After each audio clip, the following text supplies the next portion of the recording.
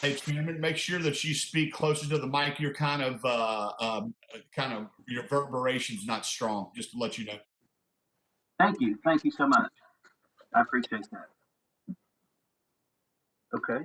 I'd like to call this commission meeting to order. Today is January 19th, 8:30 a.m. We will now have an invocation, a prayer. Anyone who wants to participate is welcome to, but it is strictly voluntary. Commissioner Garza, would you please lead us in prayer this morning? Sure. Thank you, Commissioner Butler. Lord, we thank you for this day that we get to come together and meet as a commission to do the great work of the state.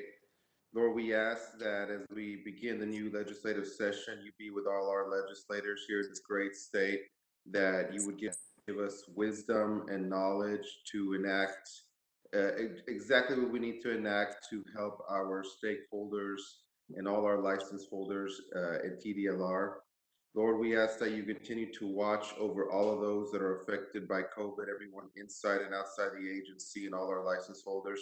Lord, we pray for Commissioner Figueroa that he would quickly be healed and he would quickly recover. Lord, that he may come back and continue to fulfill his work here at TDLR. We pray all this in your son's precious name. Amen. Thank you. Next, I'd like to take a roll call and a certification of quorum.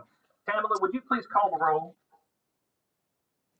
Chairman Butler, excuse me, Commissioner Butler, this is Christine. I'll take the roll today. Thank you, Christine. Okay, Commissioner Gary Weston. Here. Commissioner Joe Garza. Here. Commissioner Nora Castañeda.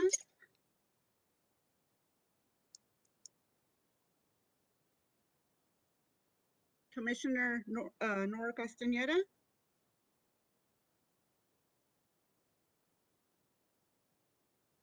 You can come back to that, okay? Yes. Commissioner Ray Callis. Here. Vice Chair Tom Butler. Present. Chairman Rick Figueroa. Commissioner Nora Castañeda. Present. Okay, we have a quorum. Mr. Chairman, I would like to make a motion that we accept the excuse of Commissioner Chairman Figueroa and Commissioner Collier. That's a great idea, Dr. Callis. Do we have a second on that motion? Second. So we have a motion and a second. All those in favor, please signify by saying aye. Aye. Aye. Nora Castañeda, Those aye. opposed? Thank you, Nora. Those opposed say no. The motion carries. Thank you so much, Dr. Callis. Welcome. Okay.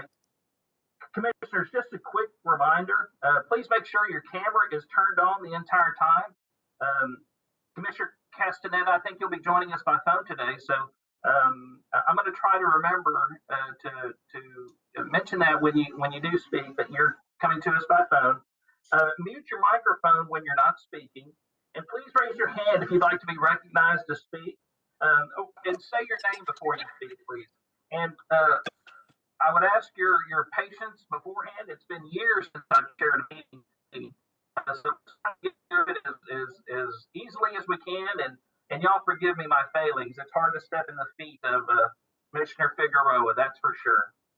So we'd like to move on to item C, public comments. Okay, any person wishing to address the commission must submit an email by following the public comment instructions found on the last page of the agenda, located in the TDLR website. We are accepting public comments in writing and by teleconference call for those who submitted a request in advance to speak to the commission. Commissioners, we have received how many written communications this morning? Do we know, Christina? Yes, sir. We have 9 public commenters, 10. We have 5 that will be calling in. Okay. Christina will bring the first commenter on the line. That person will have 3 minutes to speak. There will be a brief pause, and then the next commenter gets on the line. And then the person will have 3 minutes to speak, and so on. After Christina announces the caller, we'd like to say thank you for being here and that sort of thing. So, Christina, would you like to bring our first caller in? Yes, Commissioner, we have Mr. Andrew Alexander on hold, or actually online. Mr. Alexander, are you available? Sure. Can you hear him, Commissioner? I cannot. Okay, can you speak up a little bit louder? Can you hear him? No, we can't. Can anybody hear him? No? I think we're having issues hearing you. Yes, hold on just a second. Let me try something different. Okay, can you speak up now? Can y'all hear him? No. Christine, we can't. No. Try again, Mr. Alexander. Can you hear him now? No. No. Okay. There seems to be some Christine, issues. can we go to the next caller and I'll contact Mr. Alexander to see if I can join him to the meeting? Yes. Yvonne is going to put in the next caller. Vice Chair Butler, I have Lily Benitez on the line. Go ahead, Ms. Benitez. Good morning. Good morning. Good morning.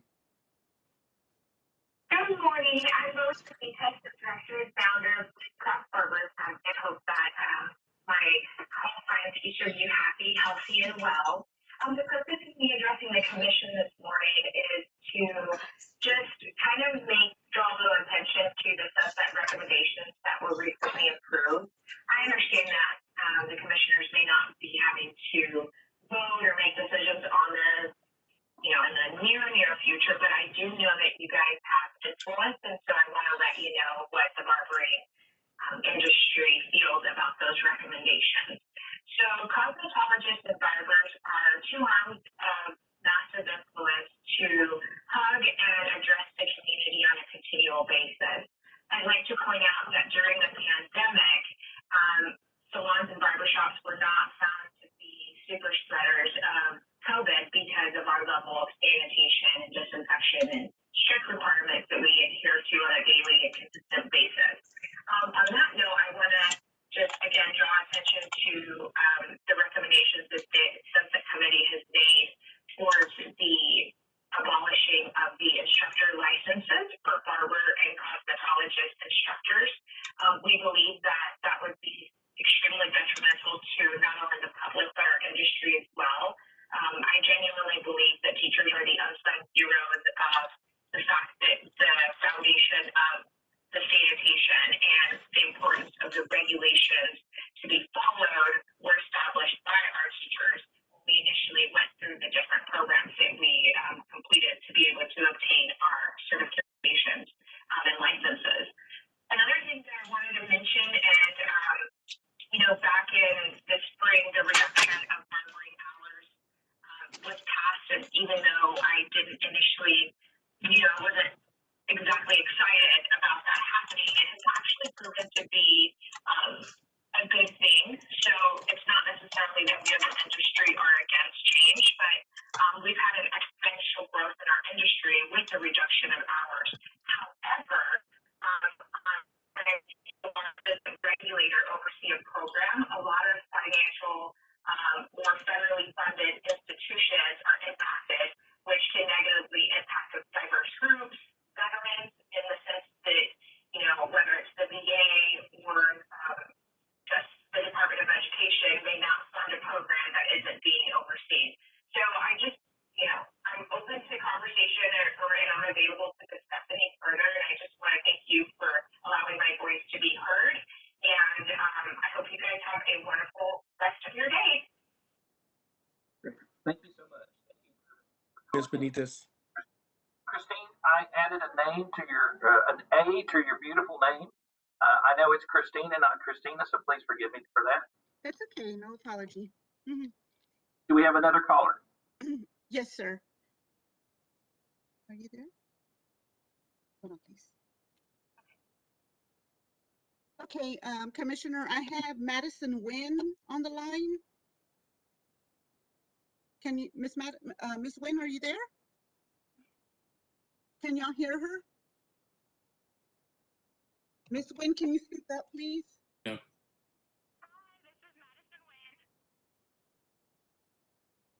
Cannot hear her. Very, very faint, Christine. We can hear her, but it's very, very faint. If she can speak up, or if you can get her closer to the speaker. Yes, ma'am, you'll need to speak up a lot louder, please. No, Mr. Francis, I have a question for you. I know that every time we have problems with these public comments, because I can barely understand what the last caller even said. Is there any way, because I don't see us not being together in one body for quite some time, is there any way that we can give them access to like Zoom in, let them talk? Because you'll see when they come in and when they come out. So that way you can understand them better, because going through a phone into a speaker, it's hard to understand these people. And I think that their comments are very important. I agree that the comments are extremely important, and we'll see if we can rectify it. And yes, Mr. Commissioner Callis, we will definitely look at trying to get them zoomed in like we do with the cases and the respondents in those cases. Tam, Christine, who is next? I believe Yvonne has LaShondra Jackson. Ms. Jackson? Are you ready, Ms. Jackson? I have to call you from another phone. Are you ready, Ms. Jackson? Ms. Jackson? Ms. Jackson, are you ready? Okay. Go ahead. Good morning.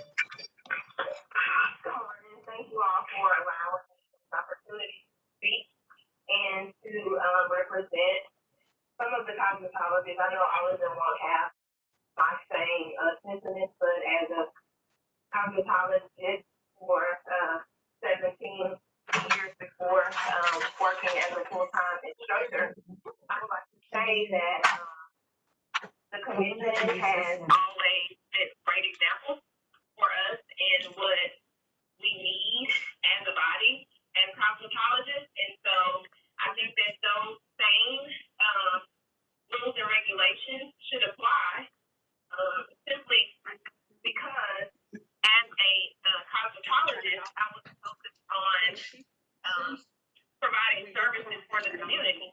And then as an instructor, I'm focused on upholding the laws and regulations for all cosmetologists and also assisting in their educational process. And I just know that as an instructor, we have to know certain.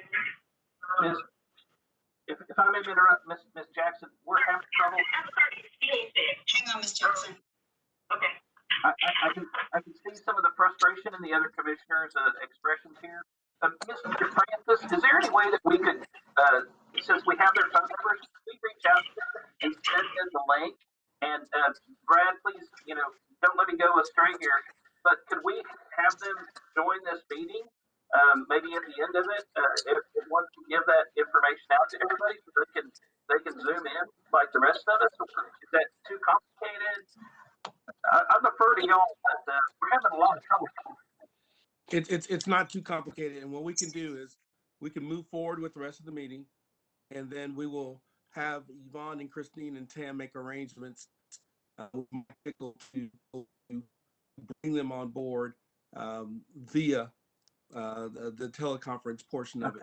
And so that is the plan now. Christine, Yvonne, Tam. Brian, I'm sorry. We do have one commenter joined to this meeting already by telephone, and that is Mr. Alexander.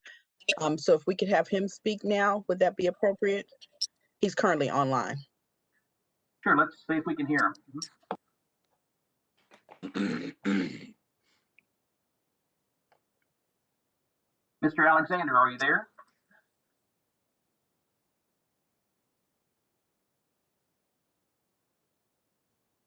Mr. Alexander?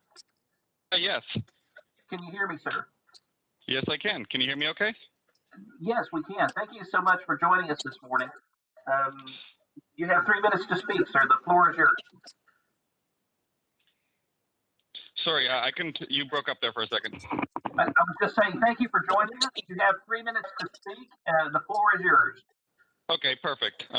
So in my written comments, I shared a challenge that the massage schools have due to the fact that TDLR doesn't have an accurate list of Texas cities. So whenever we're trying to get permitting for students that live in those cities, it errors out. This causes delays and scrambling around during a really, an incredibly busy enrollment period. When I reported this problem, the department took the time to make it clear that this was someone else's fault, not the department's, and they insisted they were working on it. And in the meantime, they'd fix cities one by one as they were reported. Each fix taking days of waiting before we could proceed. But after months of this, we were in the same place. The department was still working on it, and my students' enrollments were still getting delayed. I can't have that, and I can't seem to understand why this is such a big deal. So I sat down and I did this work for you. Attached to my comments, you'll find a list of about 180 Texas cities that are missing from your system. It's not all the cities missing. There's a bunch of ghost towns and weirdness out there I wasn't sure you'd want, but it does have all the new suburbs springing up around me. So it should fix my issues and most people's issues, assuming that you can find someone to load it into your system. The thing is this only took me about 30 minutes to do, so I'm still lost why this was ever even a problem. Now, I've addressed you a lot in the past, and I really thank you for being patient with me over the last year. I know that you've assigned staff to try and address some of my concerns like this that I've had with things, and it always seems to break down when I fail to understand the position of TDLR and I'm left not knowing where to go. For instance, a few months ago, I told a story to your rep about a communication challenge between enforcement and education, and how I had enforcement that was getting angry with me for not using a system. Education hadn't built that system yet. This was a big enough deal that the following day, TDLR released a public statement saying that the system was delayed. However, your rep looked into this, and he insisted that communication was fine and this wasn't a problem. So I'm really not sure where to go from there.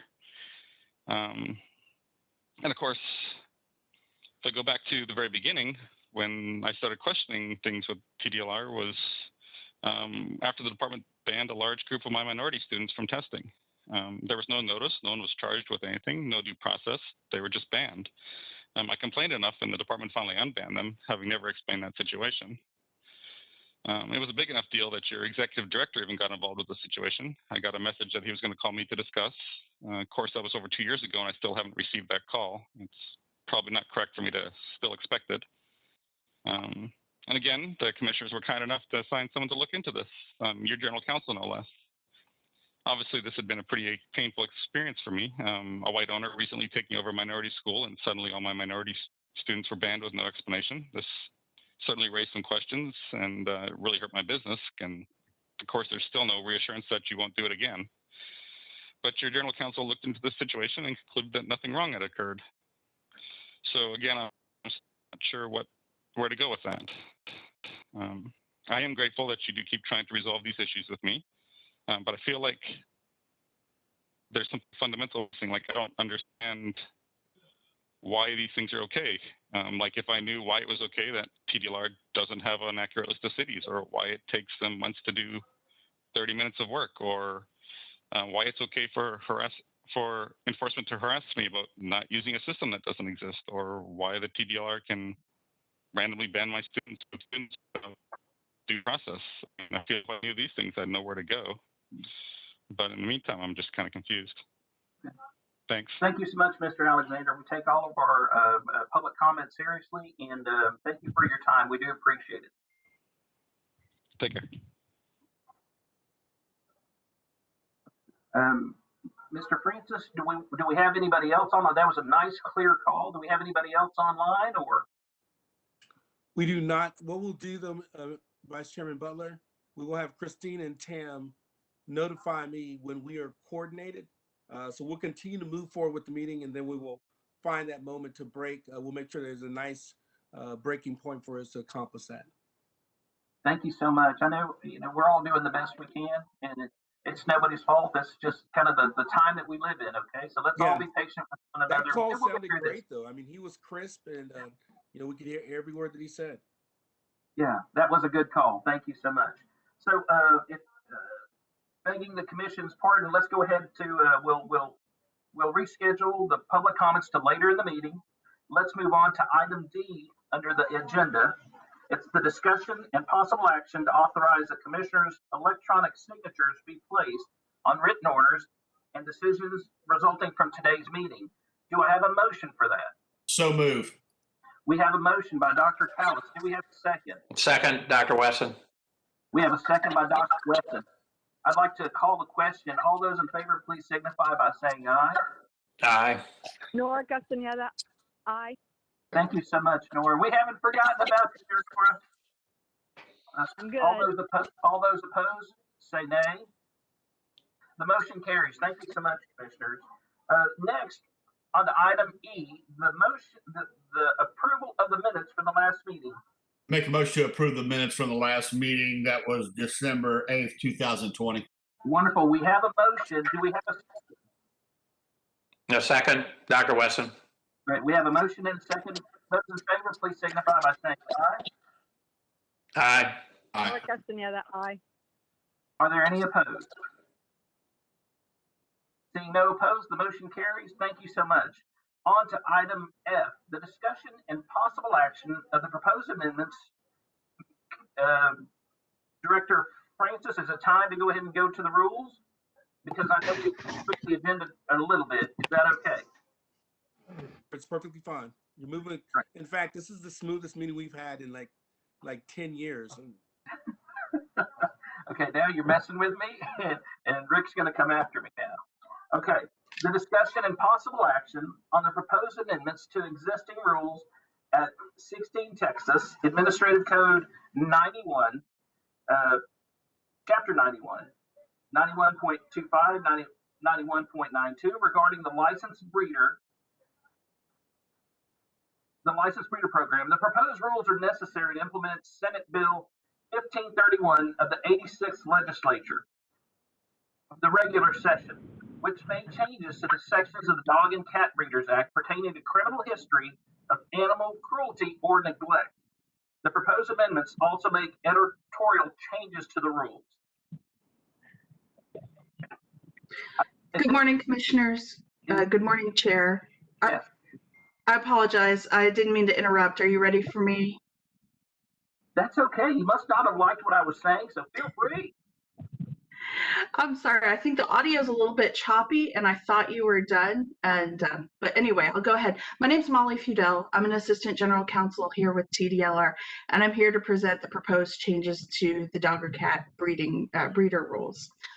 So these changes implement SB 1531 from the 86th legislature, and that bill made changes to portions of the licensed breeder statute pertaining to animal cruelty or neglect, the criminal history for those charges.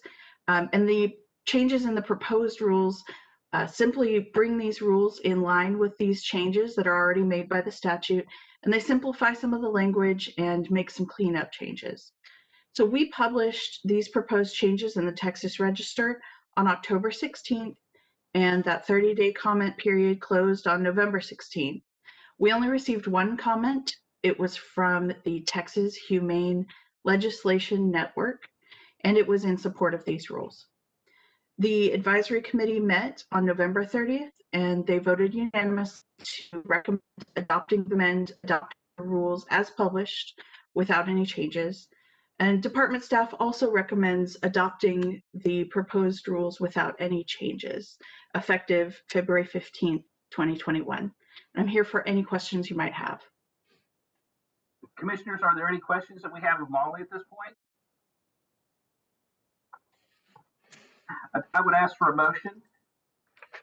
Make a motion to approve the new rules set by the Assistant General Counsel. Do we have a second? I'll second, Dr. Wesson. Great. We have a motion by Dr. Callis and a second by Dr. Wesson. I'd like to call the question. All those in favor, please signify by saying aye. Aye. Aye. Nora Castaneda, aye. Thank you.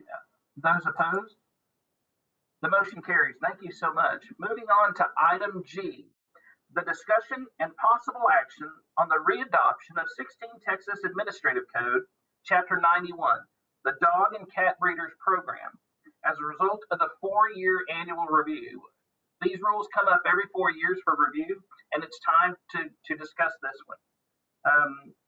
Item G specifically is any proposed or possible action on the proposed rules for the dog and cat breeders program. Molly, would you like to talk to us, please? Yes, thank you so much. Molly Feudel, Assistant General Counsel here to present the 4-year rule review for the licensed dog or cat breeder program. As you mentioned, every 4 years, state agencies are required to review their rules to determine whether the reason for adopting those rules continue to exist. So that time has come for the licensed breeder rules. In the first part of our rule review, we publish what's called a notice of intent to review in the Texas Register. And basically what that does is it invites the public to send us any comments they have about the rules. So we published that on November 20th, 2020, and the 30-day comment period closed December 21st, 2020. We received one comment about the rule review, and that comment again was from the Texas Humane Legislation Network. They had several suggestions for amending the rules, and I'll give you just kind of a brief synopsis of those suggestions. They suggested doubling the minimum cage size, prohibiting the stacking of cages for dogs, prohibiting keeping dogs or cats outside when the temperature reaches 90 degrees or higher, requiring solid flooring of cages or a solid resting board where the dog or cat could sit and rest, and also prohibiting non-veterinarians from performing certain surgical procedures on the dogs or cats. So some, if not all of these suggestions would involve imposing a cost on our licensees, and we're prohibited from doing that in this program by the Administrative Procedure Act. But nonetheless, we are going to look into these suggestions, and we're also going to forward this comment to the advisory committee for their review. We'll get together a work group if we need to in order to look at this. And any suggested changes that we bring to you, we're going to bring those as part of the normal rulemaking, like we just did for the other rulemaking I just presented. Right now, though, what we have determined, staff has determined that the licensed breeder rules continue to be necessary because they provide a level of detail that's not found in the statute. And so what we are recommending today is that you readopt the licensed breeder rules in their entirety, effective February 1st. And I'm here for any questions. If we this is Dr. Callis, if we adopt these rules, I do agree with the light of what you just said, that would be more beneficial to protecting the humaneness of these animals, i.e., like you said, about bringing them in when it's hot as heck. It's not stacking them on top of each other where fecal material drops down and all that stuff. If we pass these rules, are we going to come back and discuss after the breeders committee meets to see if we can, you understand what I'm trying to say? I don't want to move on and accept these rules and we forget about all these suggestions that come from the Humane Senate side or whatever they were called. Right. Hey, so, Molly, let me jump in here real quick if you don't mind. Dr. Callis, this is Brian Francis, Executive Director with TDLR. That's exactly how the process works. What we do is we separate the 4-year rule, saying, okay, we agree that these rules should go forward as they are. And if there are ideas, as have been identified by Molly, that have merit, we take those off and we send those to the advisory board so they can have their public hearings and their robust conversations about what should the language look like and that sort of thing, so we can have the details to you. And so it's going to go today. Molly will kick those rules back to GC and RPM and our advisory board support team. They will start coordinating with the licensed breeder advisory board to start holding work group conversations, developing language, and then taking it before that advisory board. And if that advisory board comes out with rules, then those will come back to the commission. Thank you for a great explanation. I just wanted to make sure that whenever I hear things from our general counsel or our assistant general counsel, that I want to make sure that we listen, and because I didn't want the rules that they suggest to not be vetted, yes, because sir. I think there's some good suggestions. Thank you very much. Thank you very much, Molly. Great job. Thank you. Make a motion to approve all rules there, Mr. Chairman. I'm sorry, Dr. Callis, what was that? I make a motion to approve the rules for the dog and cat breeders that Molly laid out. Okay, we have a motion. Do we have a second? Second, Nora Castaneda. Okay, we have a, great, thank you so much. We have a motion and a second. All those in favor, please signify by saying aye. Aye. Aye. Nora Castaneda, aye. Those opposed? The motion carries. Thank you so much, commissioners. Vice Chairman Okay. Butler, let's Yes, sir. pause. If we could pause here 1 second. I want to check with Christine and Tam. I see that we have a caller 5 that's joined, Tam. And Christine, is that one of the public commenters? Yes, sir. We have, I believe, 2 people that have joined in. Tamala, have you heard from Miss Wynn? She's the one that's on hold, right? Do you have Miss Jackson on hold? I have provided the email contact for all 3 of the public commenters who remain.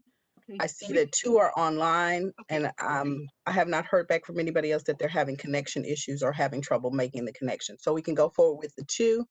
Vice Chairman And Butler, if we'll- that's something you'd like to do, we can move forward with those 2 that are connected. And you can call, if Tamala or Christine, if you can provide the name so that Vice Chairman Butler can call them by name so they can respond. That would be great, and I appreciate everybody's patience because we did have some trouble with the public comment. So let's just kind of be a little bit flexible here. And Mr. Francis, if they're available, yes, let's go ahead and listen to them.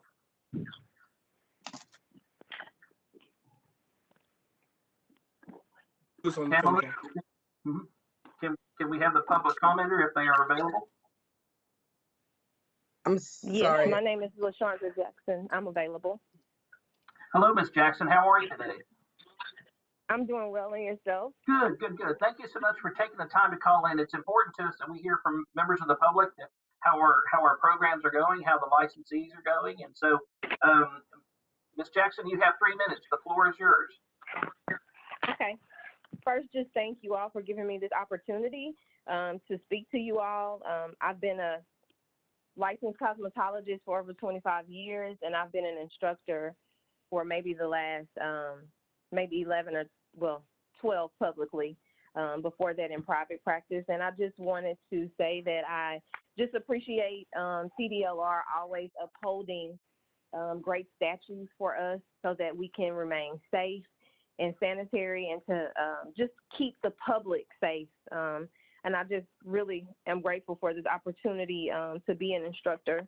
And I just wanted to say that while I'm reading that it is up for debate whether or not to remove the cosmetology instructor's license, I think that it is very important that we instill in the public that we are a department, and I say we because I do have a license with the department, that we are a department that is safe, and we do want to protect the public, knowing that as a cosmetologist, I did not have the responsibility to educate. I didn't have the responsibility to make an impression on or just have the in-depth touch that I have right now as an instructor.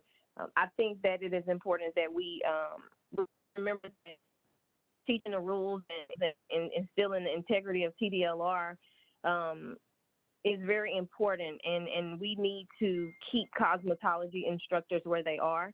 I just feel like as a cosmetologist, I knew nothing about scaffolding and making sure that students knew knew that they were a different type of learner, and I didn't differentiate as in cosmetology operator. I didn't know anything about any of those terms. I did not really use any ADA, Americans with Disabilities Act guidelines, except, maybe making sure my door opening was correct, making sure a wheelchair could get in, but knowing how to educate on that level, I believe that any person who wants to be an educator should go and get the necessary tools to educate other cosmetologists. And I just feel like the people who want to become instructors deserve that type of education, deserve the opportunity to learn how to teach. And so my plea is that we keep cosmetology instructors because they are needed to teach the cosmetologists, the up and coming, our future. They need people who are very learned and trained in how not to discriminate because of a disability or because of a learning accommodation or modification that's needed. And a lot of people don't understand the difference between something as small as a modification and a accommodation, which are very different. And again, the state of Texas as an educator requires that we know that. And I just feel like a person who wants to teach or educate others should learn this information. And while I'm pleading, I'm asking that you all add that as a part of our continuing education for instructors. Maybe add some of these things in that I just spoke about, differentiating. I know you do ABA, but accommodations, modifications, scaffolding, just some things that I think that all educators, whether in the public or the private sector, should know and should be refreshed on, even if we forgot. And so again, I just thank you all for this opportunity. But I do believe that teaching methods and classroom management and things of that nature cannot be taught by someone who's been in the salon just being a hairstylist. It's more to teaching and educating cosmetologists, barbers, estheticians, anyone. There's more to it than just being in the field and being successful. You need the tools necessary to be an educator. And I just thank y'all for the opportunity. And that's what I have to say about it. And if at any point, you know, you all need me for anything else, I'm here. But I thank you all for having the cosmetology instructor program for me to go through. I thank you for having the high school program because I went through that as well. And it has helped change my life. And so I'm grateful for it. And I think that the public deserves to have people who are trained and studied educating other cosmetologists. So I thank you again. Thank you so much for taking the time to call in, Ms. Jackson. We do appreciate it. You're welcome. Vice Chairman Butler, can you hear me? Yes, sir, I sure can. I believe we have Madison Nguyen on the line. Hi, yes, this is Madison Nguyen. Good morning, Ms. Nguyen. How are you today? I'm good. How are you? I'm doing fine, doing fine. Thank you so much for taking a few minutes of your morning to join us. You have 3 minutes to speak, and we will not interrupt you. So please tell us what's on your mind this morning. Okay, so I wanted to speak on behalf of the deregulation of the instructor program for barbering. I have witnessed newcomers come into the barbering industry and they're learning so much, and what they learn from the licensed instructors is sanitation and all of the fundamentals in between. Deregulating the instructor program will take away from the benefit of the students who are new to barbering and they're learning. I don't know if anybody has ever gotten a straight razor shave before. You need an instructor to be teaching these students how to do a straight razor shave. You cannot just have someone off the street who is a newly licensed barber teaching these things because they still have so much to learn. It's important because it's all education, and you don't just have someone walking off the street becoming an instructor or going into that role, teaching these new students who are fresh to the world and know nothing about barbering. And you have someone who was just ahead of them not too long ago coming in and possibly teaching them in the future. So I just wanted to speak on the behalf of how important it is to keep the instructor role. And it's so much more than just an instructor. They become a mentor for these kids, and it can go so far and bring up the barbering industry and keep it at a higher level versus deregulating and basically lowering the level and standards for instructors. So thank you for your time. I just wanted to speak on behalf of that. Thank you so much for taking the time to call in, Ms. Nguyen. Vice Chairman Butler, our crack team has been working hard, and They reached out to the last person. That person has decided not to provide public comment. Okay. Okay. Okay. Yes. All right. Thank you. So does that conclude the public comments, Mr. Francis? Yes, sir, it does. Wonderful. Wonderful. Well, thank you so much. Christine? And Mr. Vice Chairman, this is Brian Grants again. I think calling in worked better than the handoff. And so I think that's the path we want to go. And I want to look at Dr. Callis. The quality of the sound was significantly better. Would you not agree, Dr. Callis? On the calls? Yes, on any Zoom calls, we're on other boards, we make them call in because we can guarantee that the audio is a lot better than handoff for sure. Okay. It was perfect. I think we're going to try to go that path, and we'll just have them in earlier so that we can identify each caller. Mr. Chairman, I believe we are ready to move to agenda item H, and I'll turn it back over to you. Great. Thank you so much. Okay. Christine and Tamala, thank you so much. I know you probably feel a lot of stress and pressure in those times. We understand it's just technology, right? And we blame Mr. Francis for all these things anyway, so don't worry about it. Okay, moving on to item H, the motions for rehearing, okay? If anyone has indicated that they are appearing for a motion for rehearing, staff has provided them with information on how to connect to this meeting and will bring them into the meeting when we announce the case. Once the respondent is on the call, we will hear from General Counsel first, and then you, the respondent, will have the opportunity to speak. Make sure you speak clearly and say your name and who you represent. This is a motion for rehearing, which means there has already been a decision made in your case, so we're not here to re-argue the case. This is an opportunity for you to tell us how we made an error in entering the decision against you. You will be limited to speaking about these issues that you raised in your motion for rehearing. The Assistant General Counsel and you will each have 5 minutes to speak, and then we'll each have up to 3 minutes for rebuttal if needed. So under the motion for rehearing, the Commission may consider and take any action related to the following cases, including, but not limited to, rehearing matters previously decided, modifying a prior order, or entering a new order. I'd like to call the first case. Brandon Allen? Yes. Mr. Allen, thank you for joining us this morning. Doug Jennings will be representing the department. Is Mr. Jennings on the line?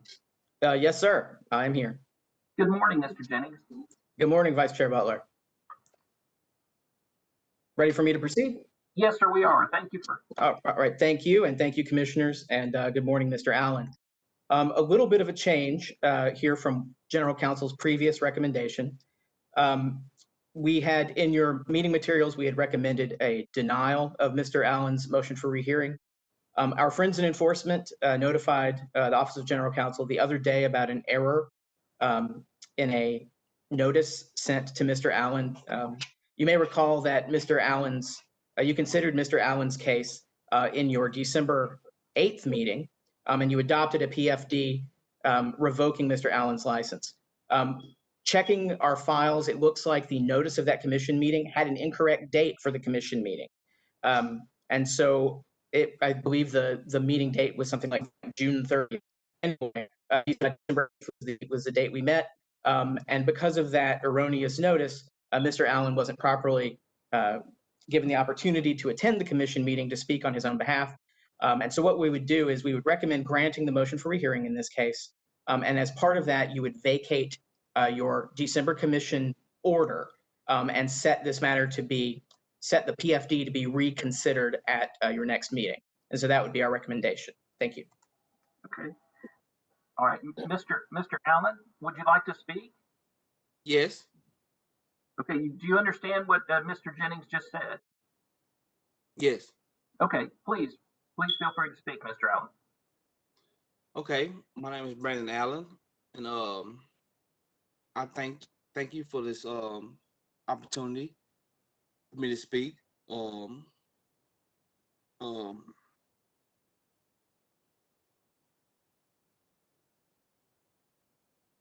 Should I speak now? Yes, sir. Please do. Okay. Well. I appreciate the opportunity. Well, it was a mis communication. Miscommunication. Mr. Allen, I don't want to cut you off, but I'm going to give you the opportunity to speak. I just want to make sure that you understand what Mr. Jennings is asking of us. Mr. Jennings is asking of us that we revisit our motion visit the motion for rehearing that is currently filed and give you an opportunity in the future. Is that what your understanding is of what just happened? Yes. Okay. Is that what you want to happen, sir? Yes. Okay. Now, if you'd like to speak, feel free, or you could just watch the wheels of progress make their way. But you're welcome to speak if you like. Okay. We're here to listen to you. Okay. Should I speak now? Yes, sir. Yes, sir. I don't want you to feel any pressure. Okay. Okay. Well, we're just ordinary Texans like you, so I don't want you nervous or concerned. okay. Well, I thank you for having me in this meeting, and it's an honor for me. I'm kind of shy. That's okay. So am I. Well, my barbering is my everything.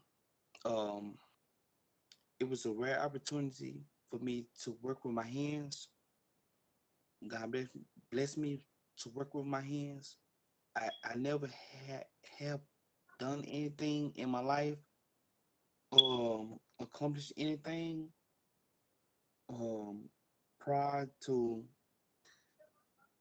doing anything besides seeing and believing in having a person to be happy with their personality when they leave my chair. It's an honor for me to be here. To even it's a blessing. So I just thank y'all for just having me here, and I would really like to have my license to be reinstated. I value it most definitely, and it's my everything. Understand. Okay. Mr. Allen, is there anything else you'd like to say, or do you think you've communicated what you want us to know? Okay. Well, I didn't have a fair chance because due to my incarceration, my mom, she only wanted to do the right thing for me, and she signed some paperwork for me without me knowing. Yes, sir. I didn't know. To get much of that, Mr. Allen. So if it's okay with you, I would like to, if you feel like you communicate everything you can, again, the scope of this is really small. When I say scope, the things that we can talk about, okay, is very limited to just the motion for rehearing. Mr. Jennings has asked us that we grant your motion for rehearing, okay? Okay. You understand that? Yes. Okay, great. So if it's okay with you, if you're done communicating with us, I would like to, if that's okay with you, I'd like to turn to the commission and go ahead and ask what they would like to do. But again, I'm sorry, Dr. Callis? No, go ahead. I've been letting you finish with him. I'm ready to make a motion as soon as you're done talking with Mr. Allen. Yes, sir. Mr. Allen, I just want you to, I just want to make sure that you know that you've been heard, and we'd like to continue with our progress, with our process, if that's okay with you. Okay. Is that okay with you, sir? Yes. Okay, thank you for taking the time to meet with us. Commissioner Callis? Yes, sir. I make a motion. We follow Mr. Jennings' motion. That is, we grant a motion of rehearing. But I would also like to stipulate that we grant this motion of rehearing as soon as possible at our next meeting, so that way we can handle the business appropriately for TDLR. Thank you so much, Dr. Callis. Do we have a second? Was there an addition to that to vacate the motion from that we had, Mr. Jennings? Is that something that you had added in there? Yes, sir. We would ask that you grant the motion for rehearing, and as part of that grant, you would also vacate your previous commission order in this case, so we can set, as Commissioner Callis said, set consideration of the PFD for the next available commission meeting. That's fine, Mr. Jennings. I didn't think I would have to speak on that. I thought it was understood due to the fact that TDLR made a mistake that the revocation would not be appropriate in the first place. So that's why I didn't include it. But Dr. Wesson, I would totally agree to include that other statement about re-honoring the license until we meet for a motion rehearing. All right, I'll second that. Okay, so we have a motion and we have a second. All those in favor, please signify by saying aye. Aye. Aye. Nora Castaneda?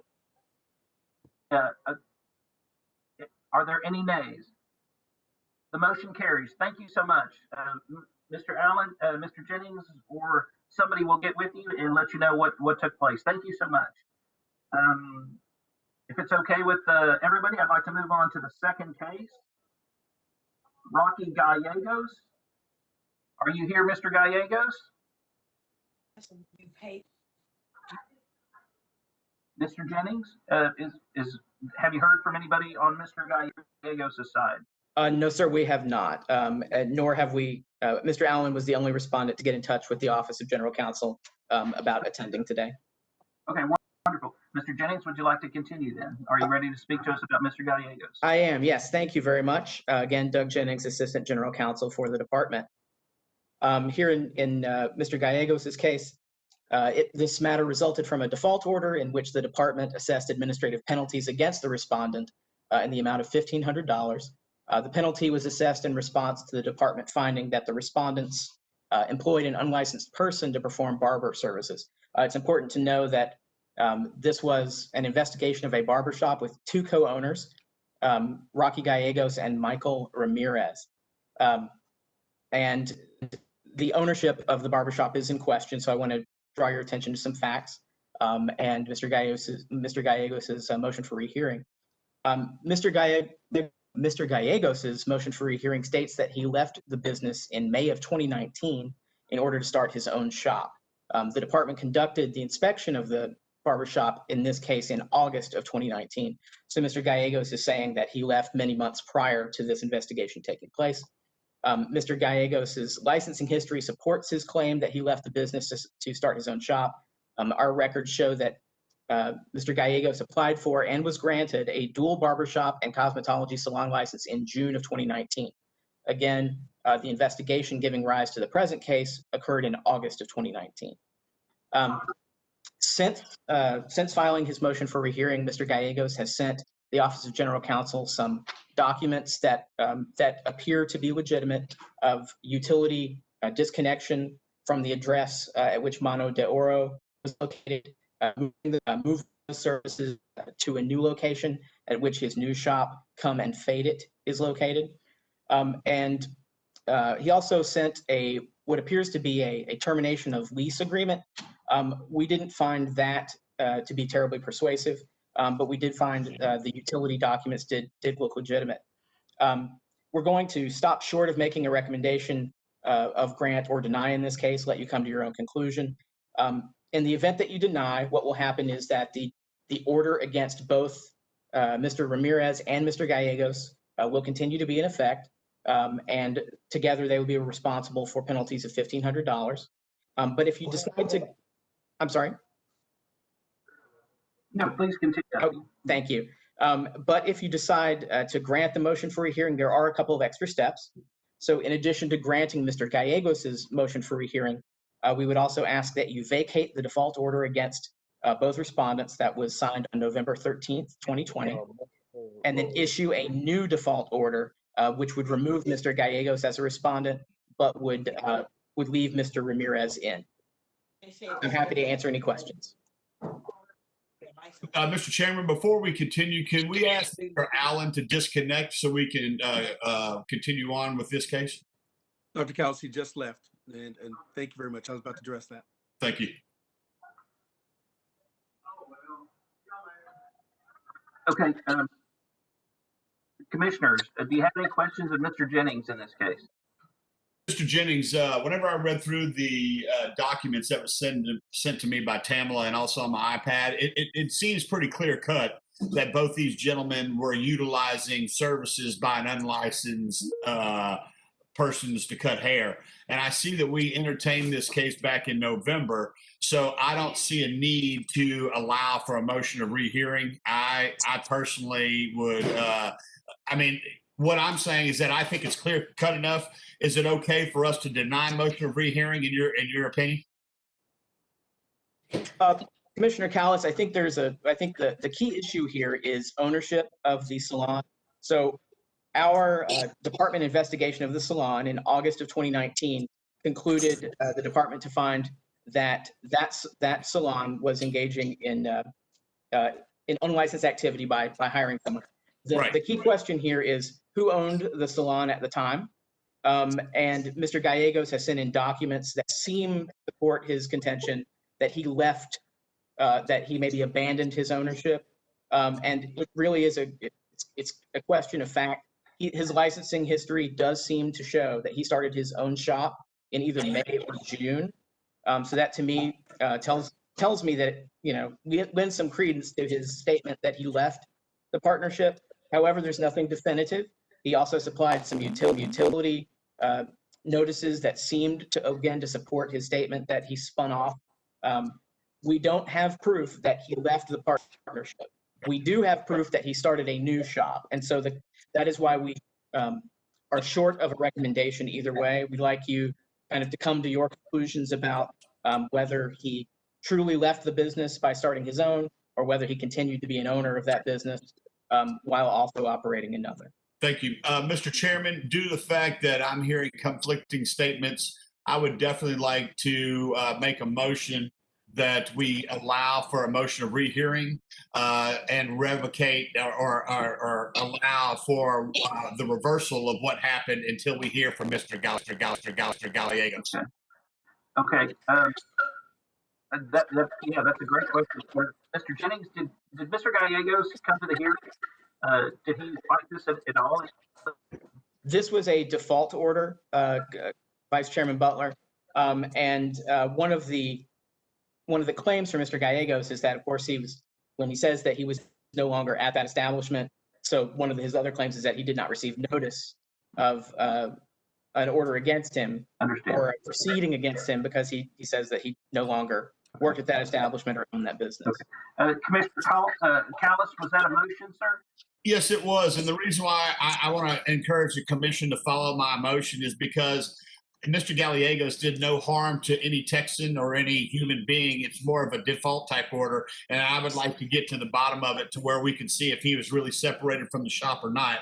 Since our counsel thinks that might be what happened, I would like for him to have his day in quote unquote court before we start doing something that we really are not 100% sure of. So yes, that was my motion, Chairman. So Commissioner Callis, if I may, and Vice Chairman Butler, what it sounds to me is like what Mr. Callis is suggesting, Commissioner Callis is suggesting, is that we reinitiate, we issue a new notice of alleged violation against both respondents.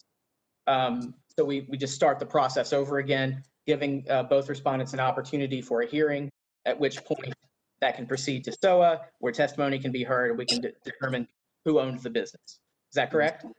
Yes, sir. That is exactly what I would like to have happen. Thank you. Okay. I second that. And we have a motion and a second. And I'd like to take just a point of privilege here. We have a lot of homework to go through with these cases and the rules and everything, and it makes me proud to serve on this board when things like this happen. Mr. Callis on his own said something is odd here, and the Texan is not even present, but on his own initiative, he says, let's get to the bottom of this to make sure that we've done right by this guy. And so, yes, Mr. Francis. Butler, I believe that Commissioner Garza would like to say something. I just wanted to bring your attention to that. Thank you so much, Commissioner Garza. Thank you. This is Commissioner Garza. Before I make a motion, I just want to make sure I understand here what we're getting at. We're saying, and I'm not sure if we can bring this up right now in the motion for rehearing, but just from my understanding, we're saying that respondent, Mr. Gallegos, left the business in August 29th or May 2019. The inspection happened August 2019. And what was found in the inspection was that there was an employed person that was unlicensed, and that's why he's getting fined, correct? Yes, Commissioner Garza, that's correct. So here's my question. Was this person employed prior to him leaving the business?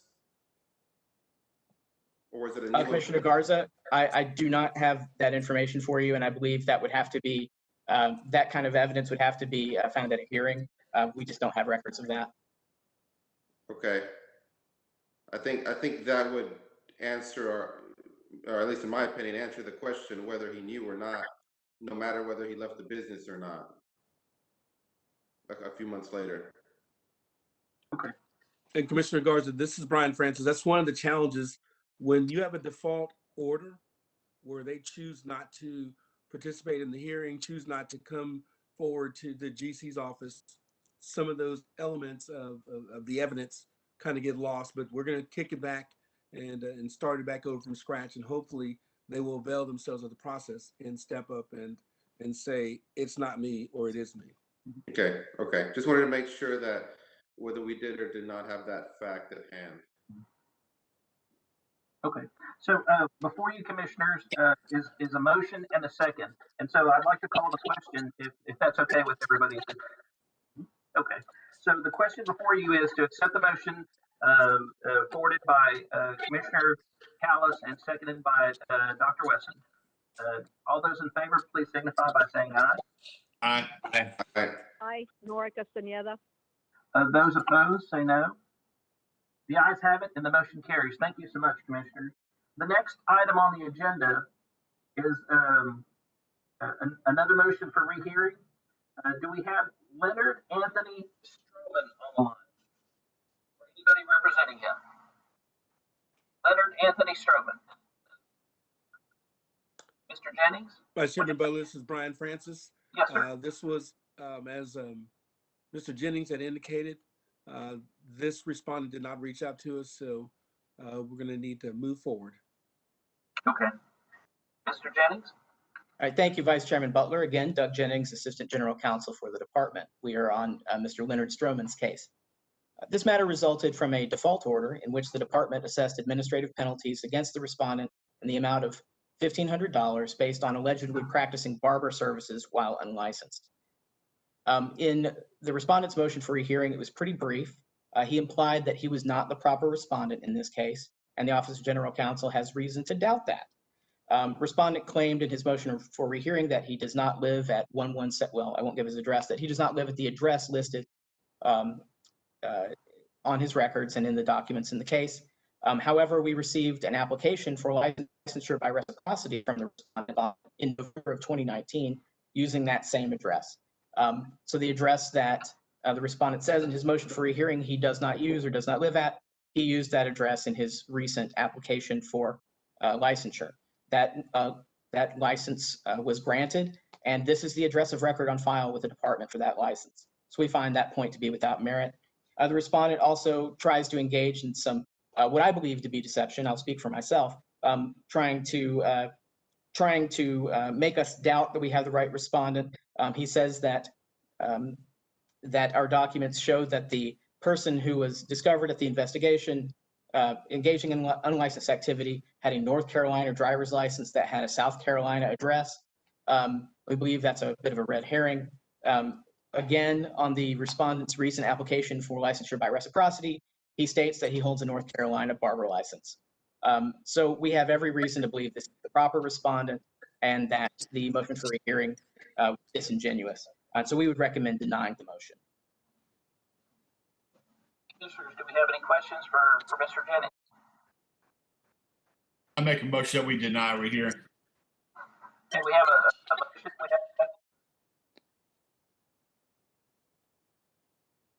Commissioners, do we have a second? Commissioner Garza, I'll second that motion. Okay, we have a motion and we have a second from Commissioner Garza. All those in favor, please signify by saying aye. Aye. Aye. Nora Castaneda, aye. All those opposed, say no. The motion carries. Thank you so much. That ends Thank you. our motions for rehearing. Director Francis, are we doing the appointments, or have we decided to wait until Commissioner Figueroa comes back? Vice Chairman Butler, we're going to wait on those. And so we're ready to go to agenda item J. Okay, the appointment, agenda item A is the appointment of commission work groups and reformatting the existing work groups. Who do we have available to speak to that, Mr. Francis? That is a discussion that the chairman and I had just recently. And commissioners, all we're doing is we're creating a new configuration, just much like we did with the Sunset Work Group, to where that was a group that we could touch, have a touch point with throughout the sunset process. Commissioners, the chairman is creating a legislative touch group. Normally, the session goes and then we get the commissioners involved on the bill implementation. But what we discussed is having the opportunity to have a group of commissioners available. There'll be 3 of them, Dr. Wesson, Dr. Callis, and Chairman Figueroa, that as things come up during the session, we would just simply reach out to you and say, oh, there's a big hearing that's coming up. Just wanted to make you aware of that. Oh, there's not only cannabis, but there's 25, gambling bills. Just wanted to make you aware of it. So it would be very similar to just bringing you up to speed on things during the session, so that if there's something that happens in between a commission meeting and we just want to get your feedback, we'd have that a vehicle to do it. Does that require any action on our part? It does not. I think we just wanted to definitely have a public statement about it, as well as let Dr. Callis and Dr. Weston know that they've been voluntold. Fantastic. So we should probably end the discussion here before they have telling us. Thank you. I appreciate that. Yes, sir. Let's end the discussion before they have a chance to say no. Okay. Are we continuing on to staff reports? Sir, we are ready to go on that. Okay. I've got the deputy executive directors lined up. I'll do the first announcement. Commissioners, you may recall on September 29th at our commission meeting, we had the opportunity, and Brad, this is under communication and public outreach that I'm doing, is under the agenda item. You may recall that we had the opportunity to honor a longtime barber out of the Fort Worth area, Mr. Ayala, 90 years old, and he had, I think, 75 years working behind the chair as a barber. We got word last week that he passed away. It was on Thursday of last week, and he put up, as only Mr. Ayala can, he put up a heck of a fight in that time period with his boxing background and his barbering background. But I just wanted to tell you that I think it was a thing for us to give, and those moments I think are very important and precious for us to acknowledge folks. And his family has told us on numerous occasions that he was so honored and touched by the gesture on the part of the commission to speak to him and honor him for his work. And so I just wanted to point that out to you and share that bit of sad news with you. We're going to move forward with staff reports. I'd like Christina Kaiser. Mr. Francis. Yes, sir. I'm Can sorry. if it's okay with the commission, if there's any way that I think that this type of human needs more than just flowers, may I suggest that we send their family on TDLR placard that states his accomplishments, that they can keep. I think when you have a gentleman of this caliber and you have a commission that is this heartfelt for someone, I think you should always have everlasting memory. So I would recommend that we as the TDLR send the family a nice plaque on behalf of TDLR recognizing him and his accomplishments. We'll make it happen. And remember that meeting, we did provide him with, he and all of his family members, with a certificate that outlined his history as a licensee here. But we will follow up with that and do as well, Dr. Kellis. I'm looking at Tam and Christine. They'll make it happen for us. Thank you very much, sir. Thank you, sir. Mr. Vice Chairman, if it's okay, we'll turn the stage over to Christina Kaiser for an update on Sunset. And then we'll follow up with David Gonzalez providing an update on COVID and the emergency licenses. And then Mike Arizmendiz will give us an update on the memorandum of understanding that we recently entered. And then I will close out the presentation with an update on legislative matters. Wonderful. Thank you so much. Good morning, Vice Chairman Butler and Commissioners. I am Christina Kaiser. I am the Deputy Executive Director for Regulatory Services here at TDLR. I hope you're having a good morning. I'm going to give you an update on the latest action in the Sunset world. The Sunset Commission held a decision meeting on January 13th, just last week, and made decisions on the Sunset staff recommendations related to TDLR. And now just a reminder about those recommendations. There are two types. There are statute change recommendations, and then there are management action recommendations. The statute change recommendations will still need to be introduced in legislation and then passed in the legislative session in order to take effect. The management actions, however, can be implemented by TDLR, and we are in the process of working on those already, as you know. So as for the decision by the Sunset Commission on last week, most important was in issue 1, the commission did vote to adopt the recommendation that TDLR be continued for 12 more years. They modified this recommendation by removing the requirement that TDLR undergo a second review for the newer programs that would have begun next year. So the upshot of all of that is that TDLR's next review by Sunset for all of its current programs will happen 12 years from now. Under issue 2, where the staff recommended a number of deregulations, Sunset severed out some of those recommendations, meaning they did not adopt some of those recommendations. They did not adopt the recommendations to deregulate licensed breeders, professional employer organizations, weather modification, the responsible pet owner program, and 2 electrician license types. They did adopt the recommendations to deregulate these programs: polygraph examiners, auctioneers, and 3 licenses under the combative sports program: matchmakers, event coordinators, and seconds. The Sunset Commission adopted without change all of the recommendations under issue 3 regarding the consolidation of barbering and cosmetology. They also adopted under issue 4, they adopted all of the recommendations except for 1, which was would have eliminated minimum driver safety course fee. They also adopted a modification still under issue 4 regarding driver education. They adopted a modification to clearly establish a parent-taught driver education provider license. And based on this recommendation, 3 license types would be created. That is a statute change recommendation, of course.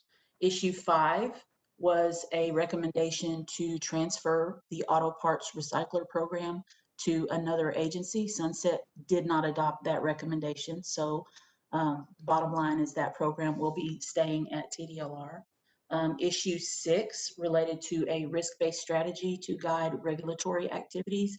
The Sunset Commission adopted all of the staff recommendations here without change. And issue 7 that addressed the licensing model for sunset. This is often referred to as across-the-board recommendations. The Sunset Commission adopted all of those without change as well. And I'll note one other thing. There was one entirely new recommendation related to advisory board operations. The Sunset Commission adopted this new recommendation to authorize TDLR's advisory boards to continue holding online or video conference meetings, even going forward after the COVID emergency has passed. This was a recommendation by Vice Chair Buckingham of the Sunset Commission, and it was adopted. That concludes my report. I'm happy to answer any questions that you may have. Christina, this is Brian Francis. Under this agenda item, could you please provide any recent personnel changes in your area that you would like to share? Yes, I'm happy to report that I have hired a new director of the Field Inspections Division. You may recall that the previous director of many years duration, Tanya Guthrow, retired last year in October. The new director, who was just hired a few days ago, is Eric Beverly. Mr. Beverly is currently in the position of Government Relations Officer here at TDLR. He has been instrumental. This news is very relevant to this item about Sunset because he has been instrumental in the agency's successful response to the Sunset Review. He came to us with 5 years experience at the Sunset Commission, where he was a team leader, and he has led us very well through that process. I am so excited to have Eric on board in the regulatory area in this new role, and the other directors are likewise excited. So much, Christina. We'll turn it over to David Gonzalez. Good morning, Acting Chair Butler and Commissioners. I hope you all are having a good day. I will be providing the executive COVID-19 update today. So there's no doubt this pandemic has challenged our resolve and creativity in accomplishing our work. We've previously shared with the Commission that our proactive attempts to prioritize our staff's health and safety, initiating a work from home policy wherever it was possible for staff to accomplish their jobs. And we've kept on that. The work from home initiatives are still in place, but we've made adjustments as necessary to ensure continuity and that there are on-site staff necessary to conduct agency operations. Our website still remains the clearinghouse for all COVID-19 updates and communications and outreach related to our program. That being said, the legislative session has begun, and our Executive Director, Brian Francis, wants to make sure everyone is prepared to address any unscheduled or immediate needs of the legislators. Consequently, we've gone to an enhanced ledge-ready status that requires a representative from Executive Office, Office of Strategic Communications, General Counsel, and other critical agency staff be present actually in the office on a rotating basis. I'm actually in the office at North Campus today. I was going to be Brian's backup if necessary. Tomorrow it will be Mr. Addis Mendez. The next day, Ms. Kaiser, rotating all of our executive staff to make sure we have someone on site if there's any needs that need to be addressed. Same thing with General Counsel and our Office of Strategic Communications and our very important executive assistants who actually make sure our work gets done and we show up where we're supposed to. We've also continued to increase the number of staff that are issued laptops. Not all of our staff had laptops and they didn't have the options to work in alternative locations. We've continued to roll out laptops to those staff that are eligible to do their work from home and remote locations. In a few instances, we've also divided staff into separate floors and work areas. We've always had social distancing PPE. Now there's a separation of work units. So just in case there's a positive test in one of those work units, we still have an alternate work unit that can continue the critical agency business. Our staff has been susceptible to the same challenges that our state has faced. We have actually had quite a few staff recently test positive.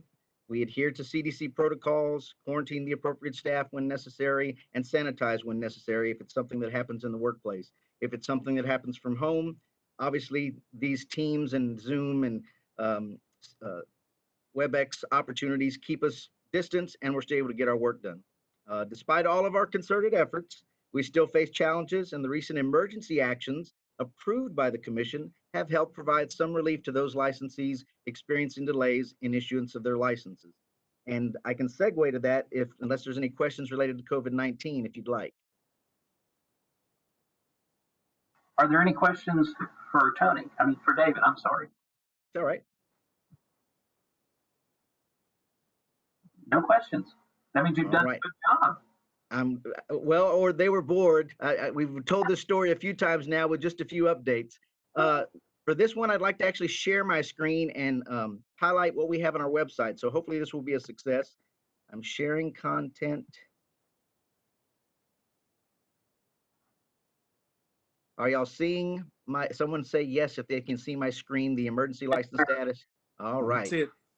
So a few months back, we went to the commission, an emergency meeting to establish some extension of license authority that our executive director wanted to have to accommodate those licensees that we've been having challenges because of our mailroom processes, because of a backup and delays. We didn't want them to suffer because of the positive COVID testing that we were suffering from. So we extended licenses with y'all's permission, and we have been granted that authority all the way through March 22nd, I think is when that authority would expire. It's the authority to extend licenses by 120 days and some authority to extend it 60 days beyond that as necessary up until that date. If we ever get to March 22nd and we're still not caught up on our work, we might be coming back to y'all. But at present, the date that we have an extension to is January 31st. And the reason I brought up the website is because all of this information that I'm sharing is actually on our webpage. If you click on that main page and go to emergency license extensions, we've put this information out to the public and let them know that any renewable license that expired between August 1st and January 31st is considered to hold an emergency license for up to 120 days after their license expiration date. So we've extended it from the original 120 days, another 60 days to January 31st, because we were still struggling and working towards improving our situation with the mailroom, with processing of license, all the things that go along with it. If somebody needed to search their license or prove to somebody, I do have a license, I wanted to show this feature. You can actually search by category for each program. If we were, I don't want to pull up anybody's particular name or license, but you can search by program for each of these licenses. And I can tell you there are thousands of licensees who have benefited from having this option available. They can see that their license is extended, and that time period that it takes for us, the extended time period that it takes for us to renew this additional 120 days is adding some relief for us and for them, because it allows them to remain current on their license until we can get their paperwork processed and the license issued. I think this page is getting more hits as we've gotten further into this emergency situation, and I'm hopeful that we're improving the situation. In fact, I know we're improving the situation in our mailroom. That's going to allow for us to process things quicker. We're going to try to focus a little bit more on online renewals as well, but it's a work in progress, and we're trying to stay as nimble as possible. But this is our solution right now, and so far it's working. I can tell you that we received quite a few escalated cases to our executive office. And as Chairman Figueroa has asked us to do, we're trying to walk with our customers, hold their hand, and walk them through the process. If they have not had a response from us, we are prioritizing those, getting with the appropriate staff in each of our divisions to make those licenses be issued. Any questions related to our emergency license extensions and the webpage that conveys that information? This may be a good time for me to ask a question. And David, you can put it great if not. I've had communication with a state rep who wanted to know where are we in terms of people getting back to work. And really the crux of the question is, why are we charging people for their licenses when they're not able to work? And I said, well, I'm not sure that they're not able to work. Why don't we have this conversation in a couple of weeks? And so just kind of wanted to ask that question. I did have an opportunity, I think last week, to see a bill that was filed that speaks specifically to that issue. And the way the language in that bill is written, it says that if there's an emergency order or disaster declaration that prevents an industry from operating, then an occupational licensing entity cannot charge them for a fee. You may recall that early in this process, back in March, April, May, and June, there was a distinction between essential and non-essential. That has gone away. So all of our licensees have the opportunity to work. So there's no prevention of that now. But that would have kicked in the month of March and April and May had that been the law at the time. There's obviously, we need to tease out what that looks like in terms of, is it for a renewal? Is it for a license being issued? Those sort of things. But definitely we're tracking that particular piece of legislation, but there is no prohibition for a person not working at this point in time. Fantastic. Mr. Chairman, this is Brian Francis. If I could, I'd like to, David, thank you for doing that presentation. This has been among the stacks of challenges that we've had to face during COVID. This has been the point of frustration for us. We hold ourselves to a higher standard at TDLR, and having the ripple effect of not being able to get the licenses out in a way that timely manner that we're used to, it's been frustrating. And I want to commend the staff for their efforts. We're not sitting back idly on this. The emergency license is a piece of the puzzle and the presentation, without question. We are also exploring imaging to facilitate a quicker dispersion of the license applications that come in our door. We're also using different staff from different groups. When our inspectors can't go out in the field, we're having 3 to 4 inspectors come in every day to assist our financial services group in moving through this stack of information.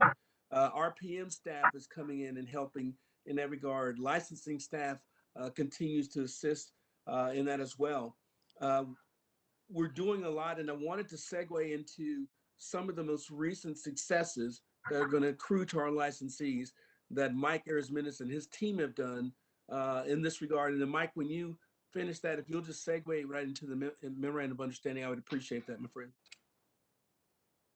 Yes, sir, I will. Vice Chairman Butler, Commissioner, this is Mike Arizmenis, Deputy Executive Director.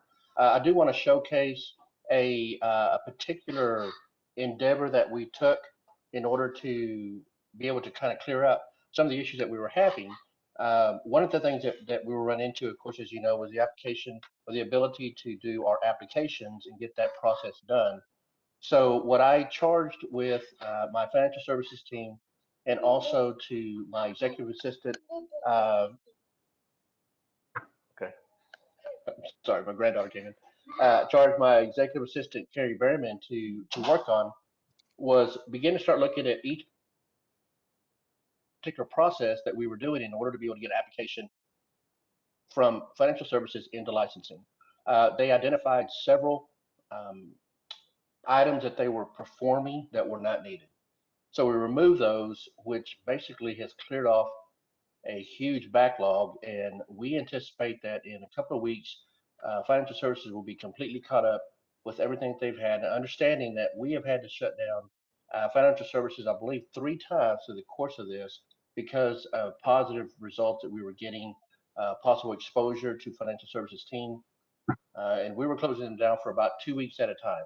So that caused, you figure that's a lot of time that mail just began to start accumulating, processes began to start just really multiplying upward.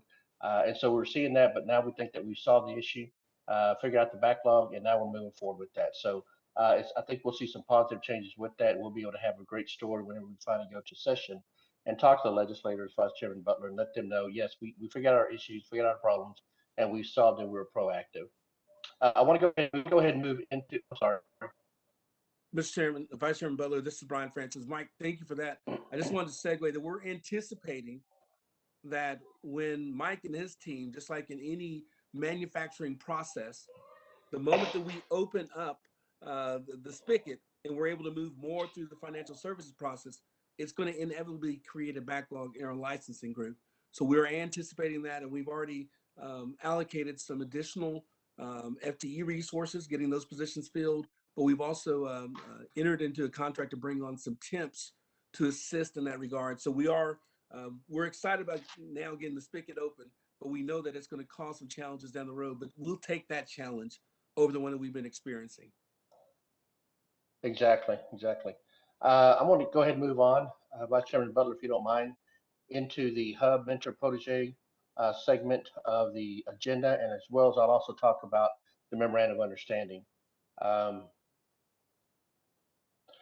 just kind of so you know, real quickly, since our last meeting that we've had, we have not been to too many Hub events.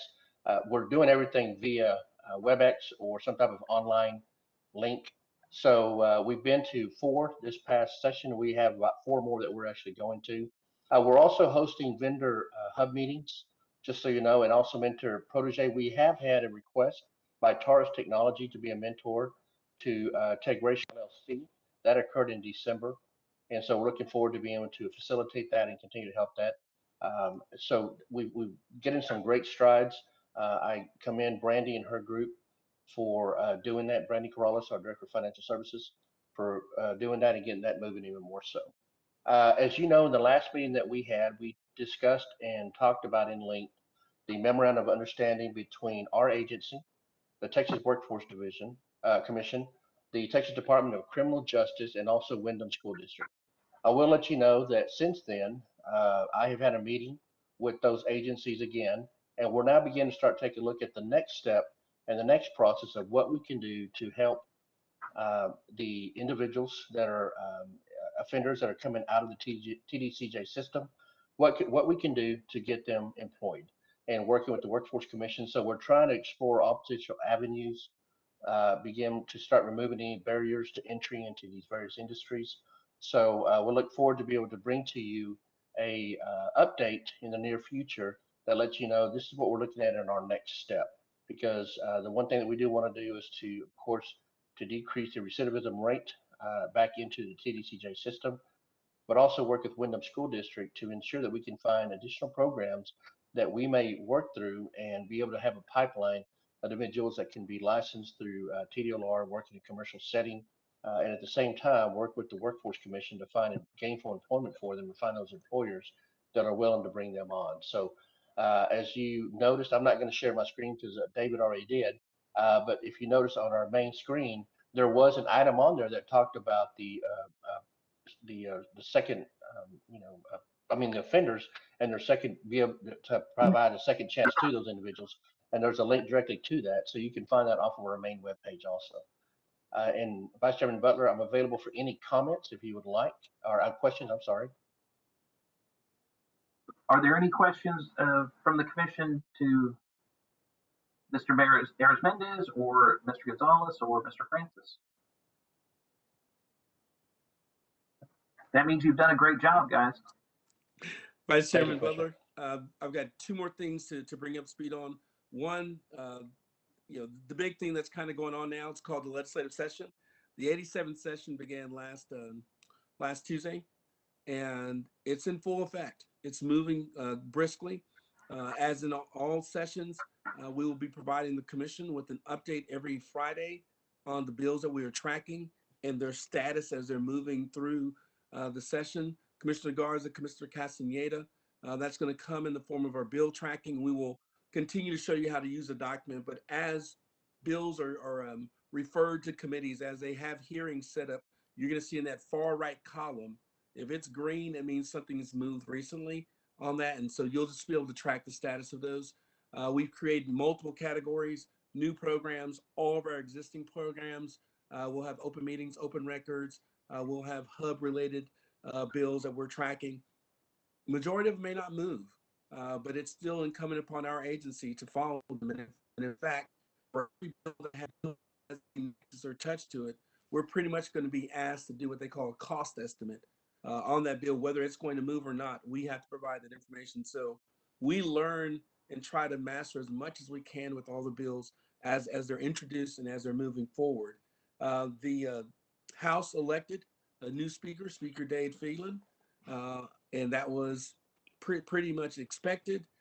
But watching the ceremony, it was really very unique, commissioners, having the members on the floor with the mask and seeing them physically social distancing on the floor. Each chamber has adopted rules for their operations. The staff will be abiding by those rules.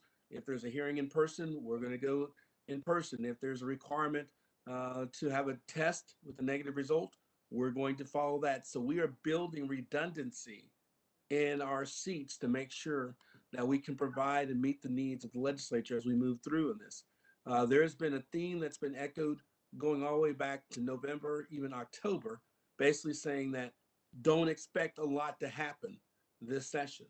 Normally there's about 6,300 bills that are filed and about 1,700, 1,700 of them get passed. We are expecting a smaller number of bills being filed and an even smaller number of bills that will be passed. They're going to focus on the stuff that they have to do. The other thing I'd like to report on is that the comptroller's biennial revenue estimate came out the day before, and it showed that we're at $1.1 billion deficit, which is significantly lower than anyone had expected. What does it mean? It means that we still have a hole to dig out of, but it's not a trench, it's not a Grand Canyon size hole. But the legislature is still going to be very judicious and really make some choices on what we're going to spend money on, what we will not spend money on. We anticipate providing the House Appropriations Committee with our first document of our appropriations request on the 29th. We'll provide a copy of that to the commissioners as we move forward in that process as well.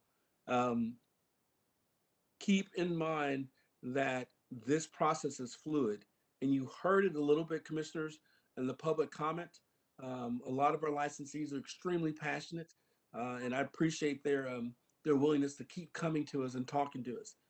The concern raised in the sunset decision document, which is to deregulate instructors, that's got a ways to go. It's got to be written in language in the bill, and those bills are going to have hearings on both sides of the House and the Senate. They got to move through committee and go to floors. And there's a whole lot that can happen. We know that a TDLR sunset bill is going to be extremely attractive. So we anticipate that there may be folks that may want to put amendments on bills. We also understand that this session is probably going to be the session of omnibus bills. Not a lot of small individual bills, but very large bills that deal with telemedicine that go across multiple programs, telecommuting, which goes across multiple agencies. So we're anticipating that, and the staff is doing a great job to make sure that we're ready to pivot and move accordingly in that process. Mr. Chairman, the last thing I want to bring to the commissioner's attention, I want to thank Tam for bringing this to mind, was that this month is Human Trafficking Prevention Awareness Month. And we are encouraging our staff at some point during the month to wear the color blue. And if you do wear the color blue, send us a picture of it because blue is a color that represents this effort, and TDLR is right there, in the forefront of this. One of the big partners in ensuring that there's folks that are being freed in this process. So, Mr. Chairman, Commissioners, that's all I have, and I'm available to answer any questions you may have. Thank you so much, Brian. We do appreciate you and your team and the challenges that y'all are going to face in this legislative session. And know we're here if you need anything. Commissioners, do you have any questions of Brian? So I think this kind of ends this portion of the meeting. We're going to go into an executive session. I would like to let the commissioners know, I'm going to give everybody a 10 or 11-minute break. If we could meet in executive session at 10:20, Brad, would that be okay? Yes, sir. That will work just fine. And Mr. Chairman, if you would, once you get to that point, list the sections of the law that we're going into executive session under. Do I do that now? Whenever, yes, you can. Whenever you're ready. So we go ahead. I'll read that now. We will take a 10-minute recess. We will all join. The commission members will join in executive session, and those that have been invited to that, click on that link. We'll reconvene there in about 10 minutes.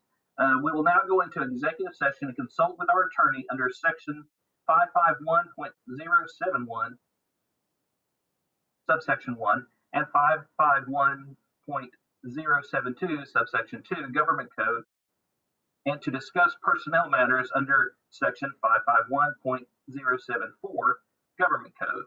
The time now is 10:10 a.m.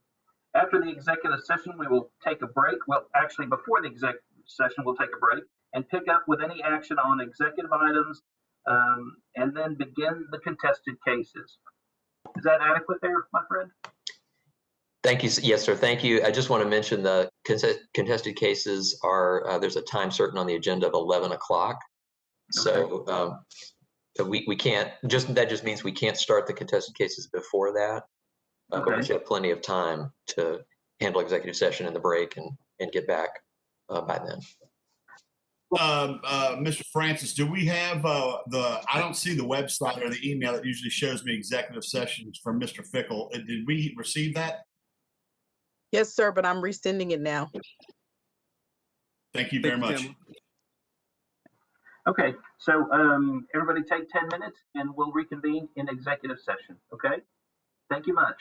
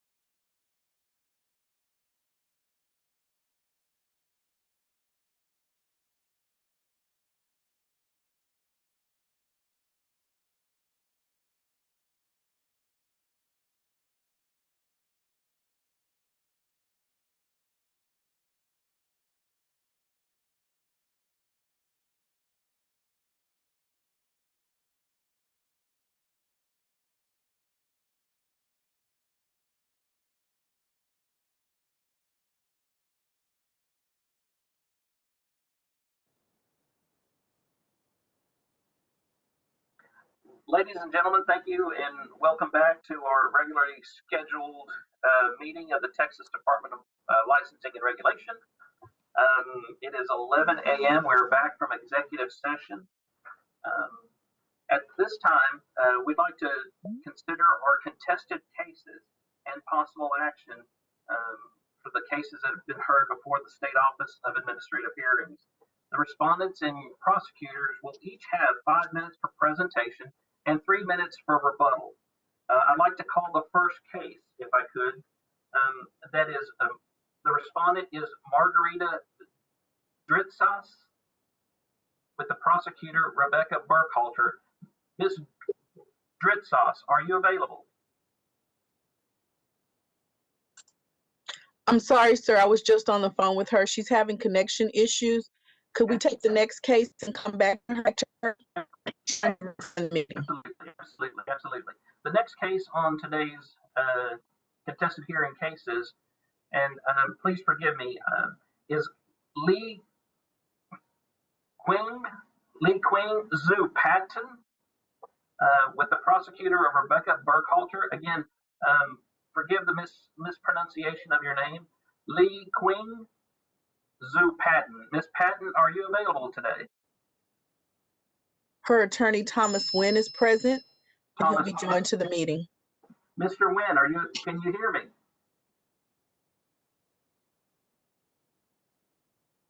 Attorney Thomas Nguyen, can you hear me, Mr. Nguyen? He's muted. Can you hear me? Yes, is this Mr. Nguyen?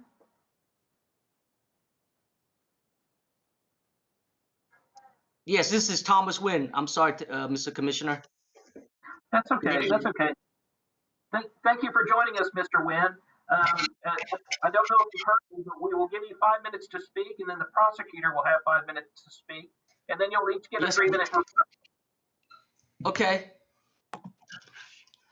You want me to go ahead and start now? Mr. If you would please start. Mr. Chairman, I'm sorry to interrupt. It just standard process. We usually have the prosecutor kind of go first, lay out the case, and then Mr. Nguyen would have 5 minutes at that point. Forgive me, Mr. Nguyen. I guess that makes sense, right? It makes sense to lay out the case. Makes sense, Your Honor. Yes. Yes, and please forgive me. I'm filling in today. I'm pitch hitting for our chairman. You've got the second string working for you today. I got you, Judge. I keep on calling Judge, but you are the Texas Commission. Yeah, you can call me, if it were just you and I, I'd say call me Tom, but they want you to call me Commissioner. So please. Okay. I'll call you Mr. Commissioner. So Ms.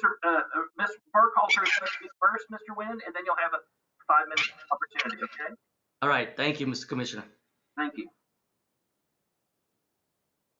Ms. Burkhalter, are you available? Ms. Burkhalter. I should be. Okay, please feel free to speak. The floor is yours.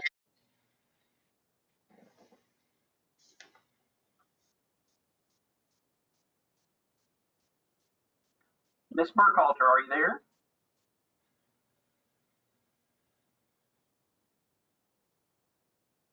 I see your lips moving, but I cannot hear you.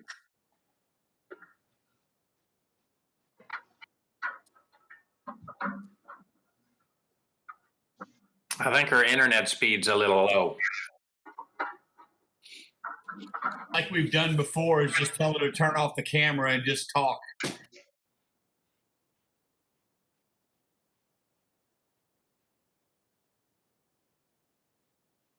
Ms. Burkhalter, could you turn off the video and just rely on your audio today?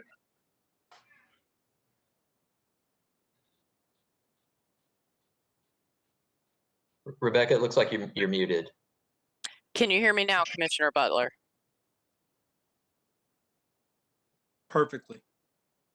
We can hear you. Hello, Miss Rebecca. It's Thomas Nguyen. How are you? Hi, Mr. Nguyen. How are you today? Doing okay. Okay, so here we go, guys. Good morning. My name is Rebecca Burkhalter. I'm a prosecutor for the Enforcement Division we recommend that you accept the administrative law judge's proposal for decision on this case and deny respondent Lee Kwang Soo Patton's application for a massage therapist license.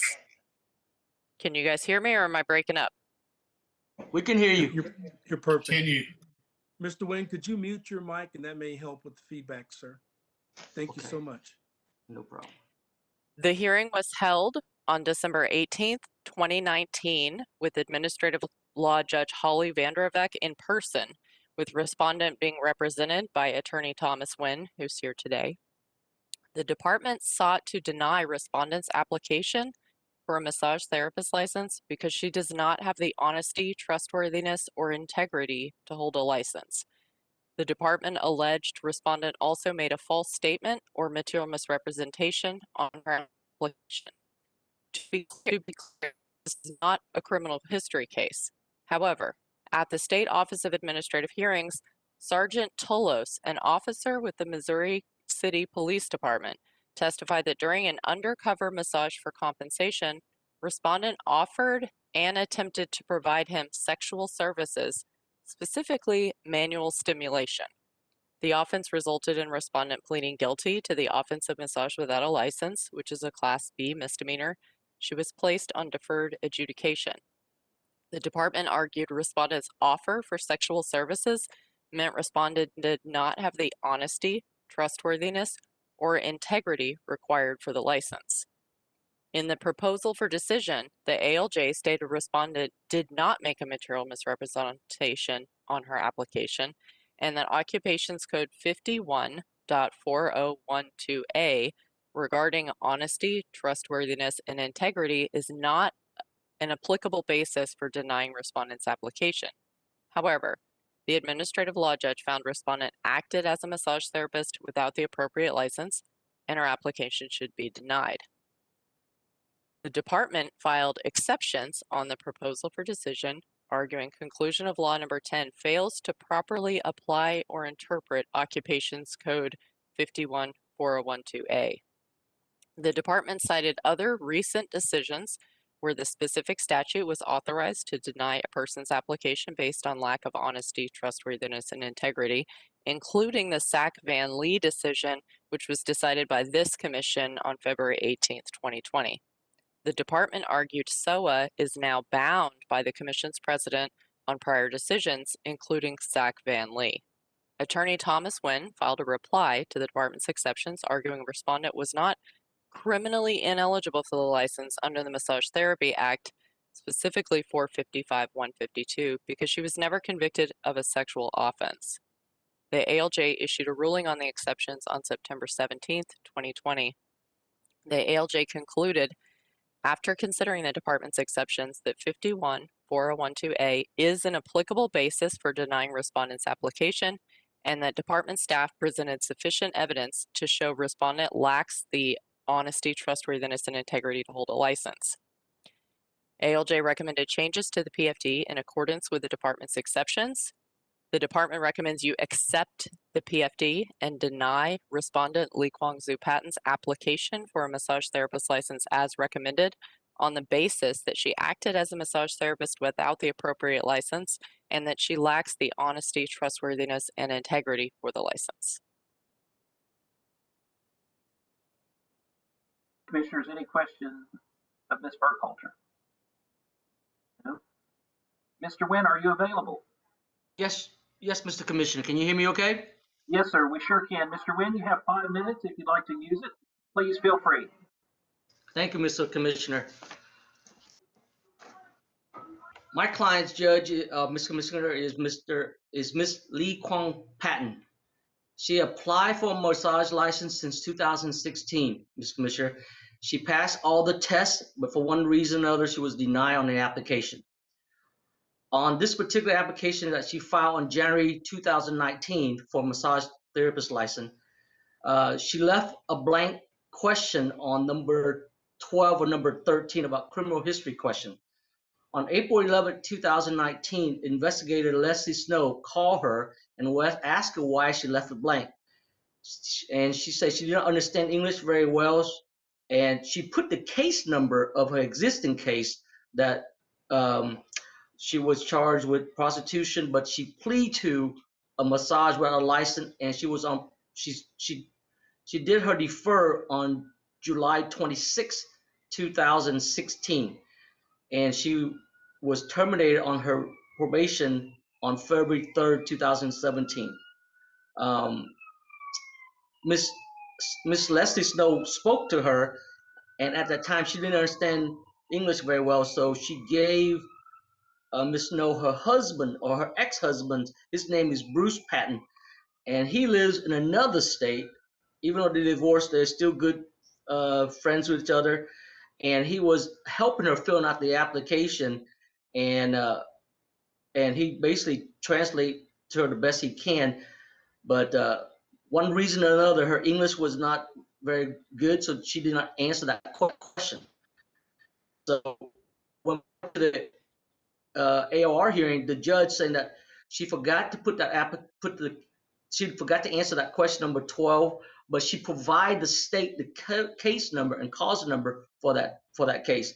So she was not being dishonest when she provided those informations. And since then, she has not been charged under any other violation under Texas Occupation Code 455.251 on license denial or disciplinary actions. Ms. Patton did not obtain the license to fraud or any kind of barters for her license. Ms. Patton had never been convicted or involving any crime of prostitution or any other sexual offense under the statute. Mr. Patton, her ex-husband, told Ms. Snow that maybe she did not understand the question or was an oversight on her part.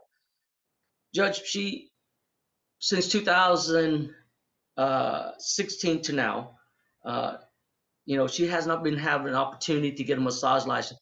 She went to massage school in California. She did all her classes.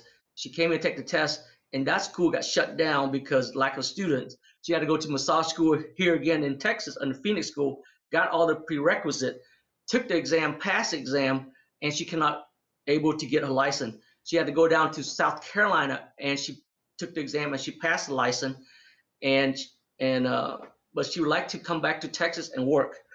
She is a single mom. She has a daughter that's 5 years old. She just want to have an opportunity to work and one day open a day spa business. Let her continue on this journey so she can have a license and work legitimately. I know she made some bad mistake in the past, but it was never convicted, and she learned from that. So I'm asking the commission board to give her a chance to get her license so she can work as a massage therapist. She hope one day she will get her a skin license and do a day spa business, Mr. Commissioner. That's it.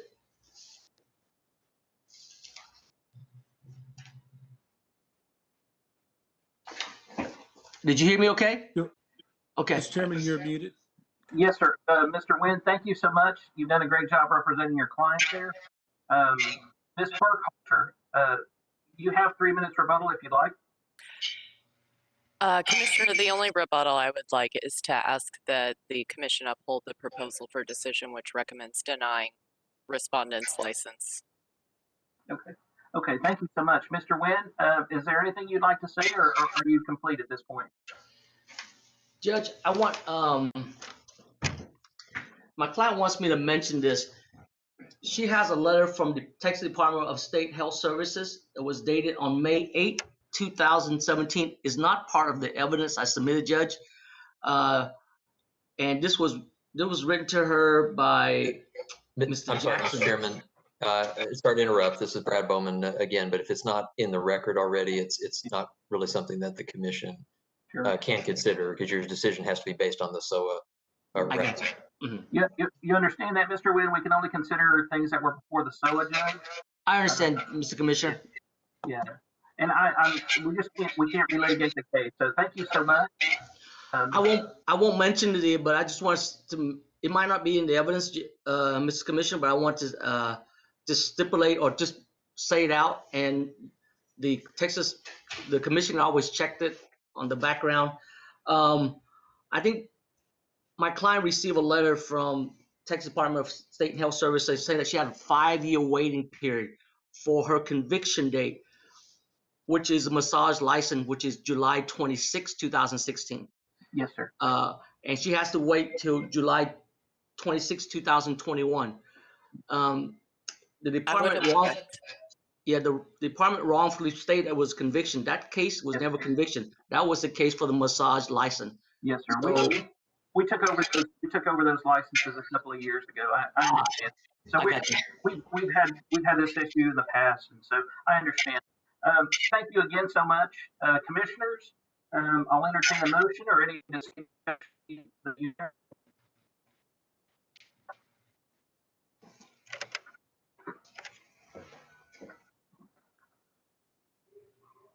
What's your pleasure?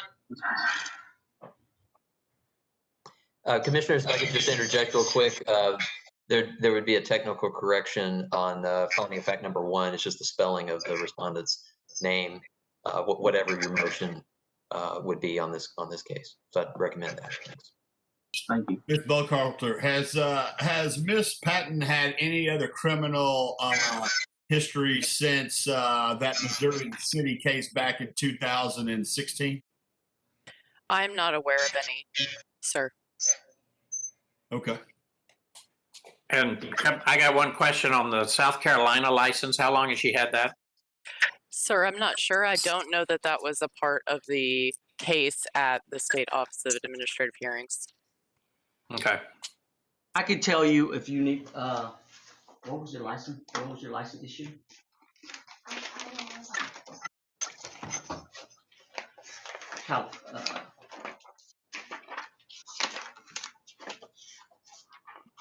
The South Carolina license. I have the license information.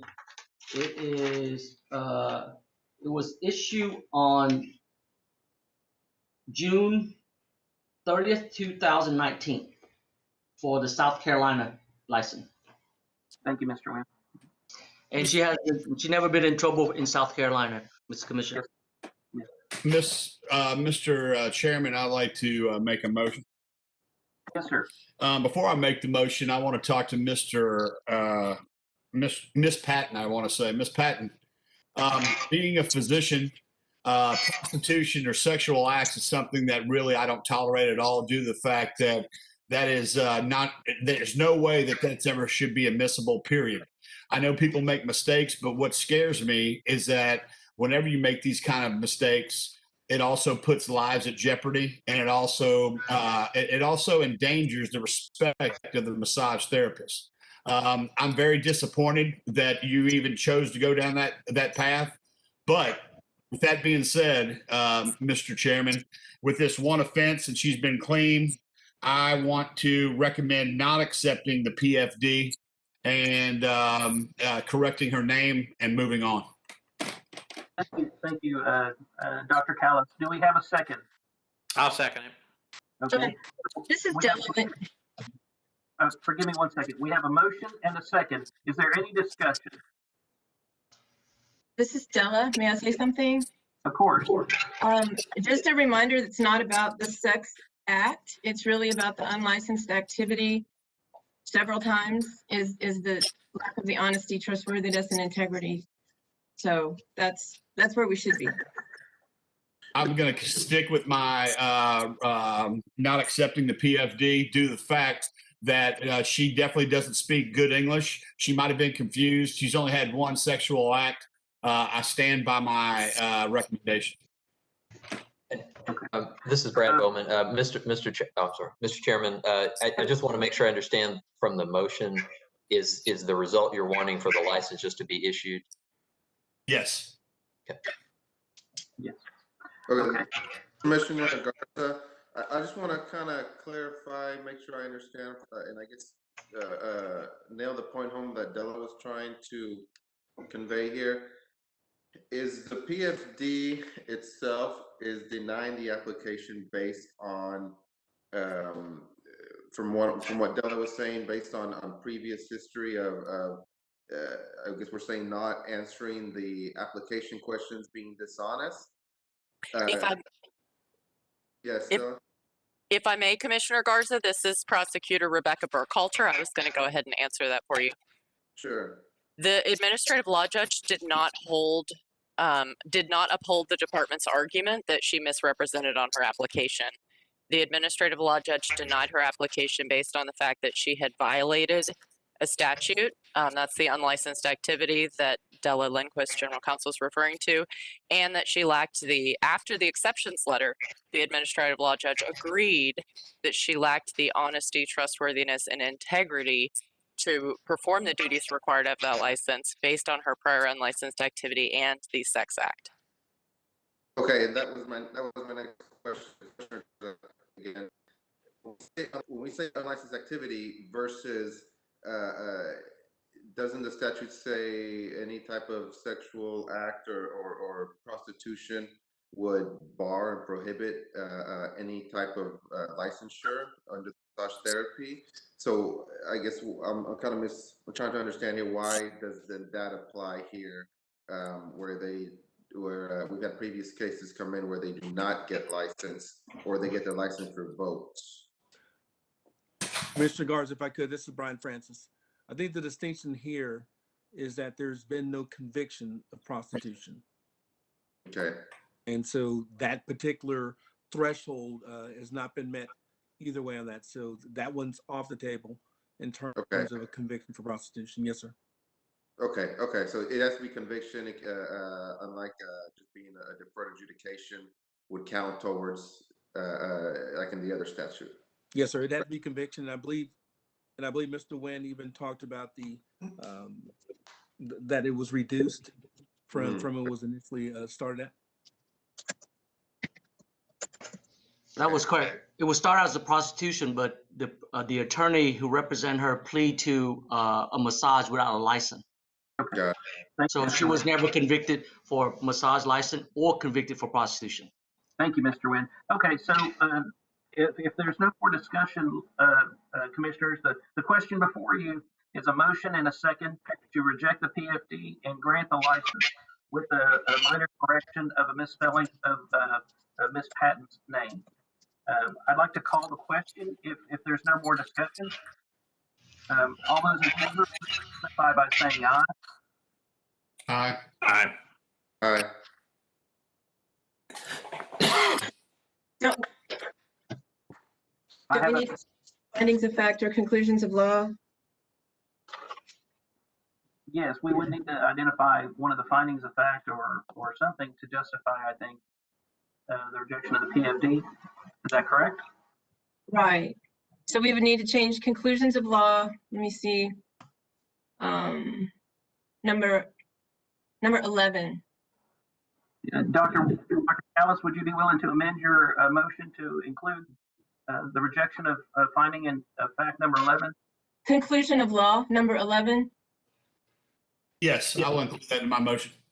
Okay. Okay, so with that, let me call the question again.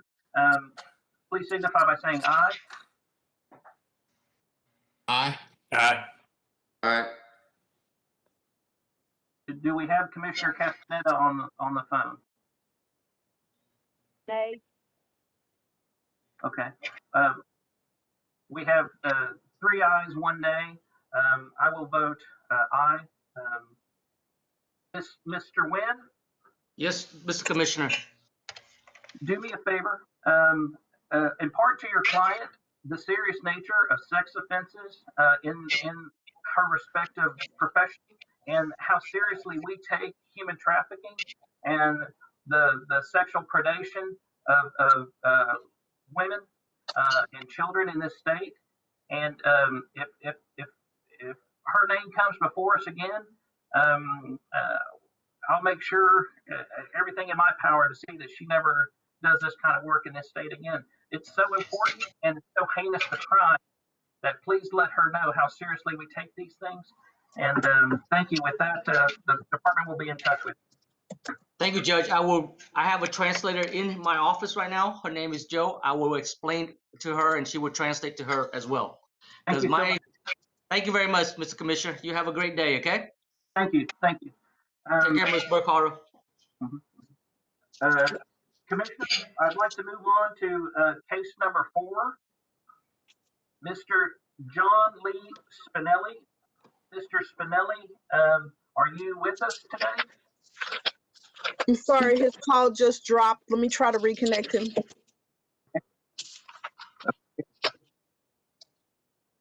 Mr. Francis, do you want us to wait or do you want us to move on to another case? I think I need for you to wait. We are trying to establish connections with Mears and Mrs. Driscoll. So until I get a confirmation on that, we'll need to wait just a second.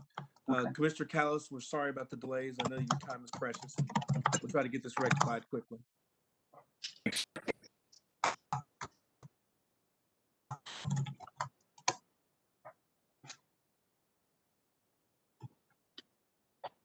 I'm sorry, Mr. Francis, while we're waiting, the last 3 cases do not have a representative present for them. If we want to address those final 3 cases on the agenda. I think that would be very, very good. Please let me know as soon as we get someone else connected, though. Mr. Chairman, if that is okay with you, cases 6, 7, and 8, we can move those until we get a person. So we talked a little bit about that. We wanted to take the contested cases first that might be a little more complicated while we have Dr. Callis on the line with us. Okay.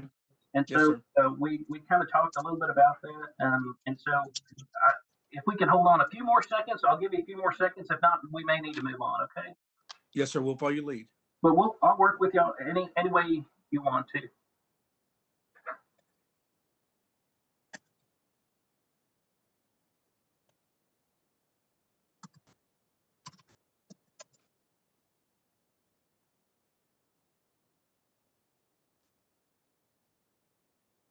I'm going to call my clinic and see if I can hang on a little bit longer because I don't see this being done by noon.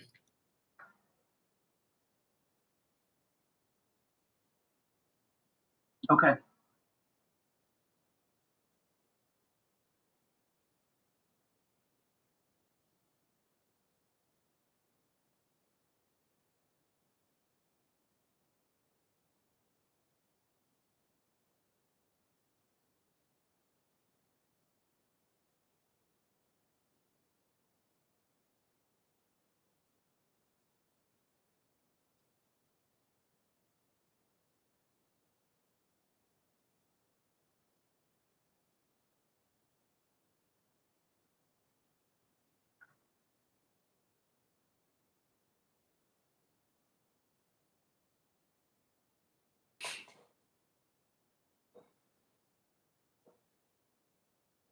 Tamala, Christine, are we having any luck getting, I guess Christine may not be with us. We do have one call-in user in the lobby, and Ms. Dristis was trying to join by telephone, as was Mr. Mears.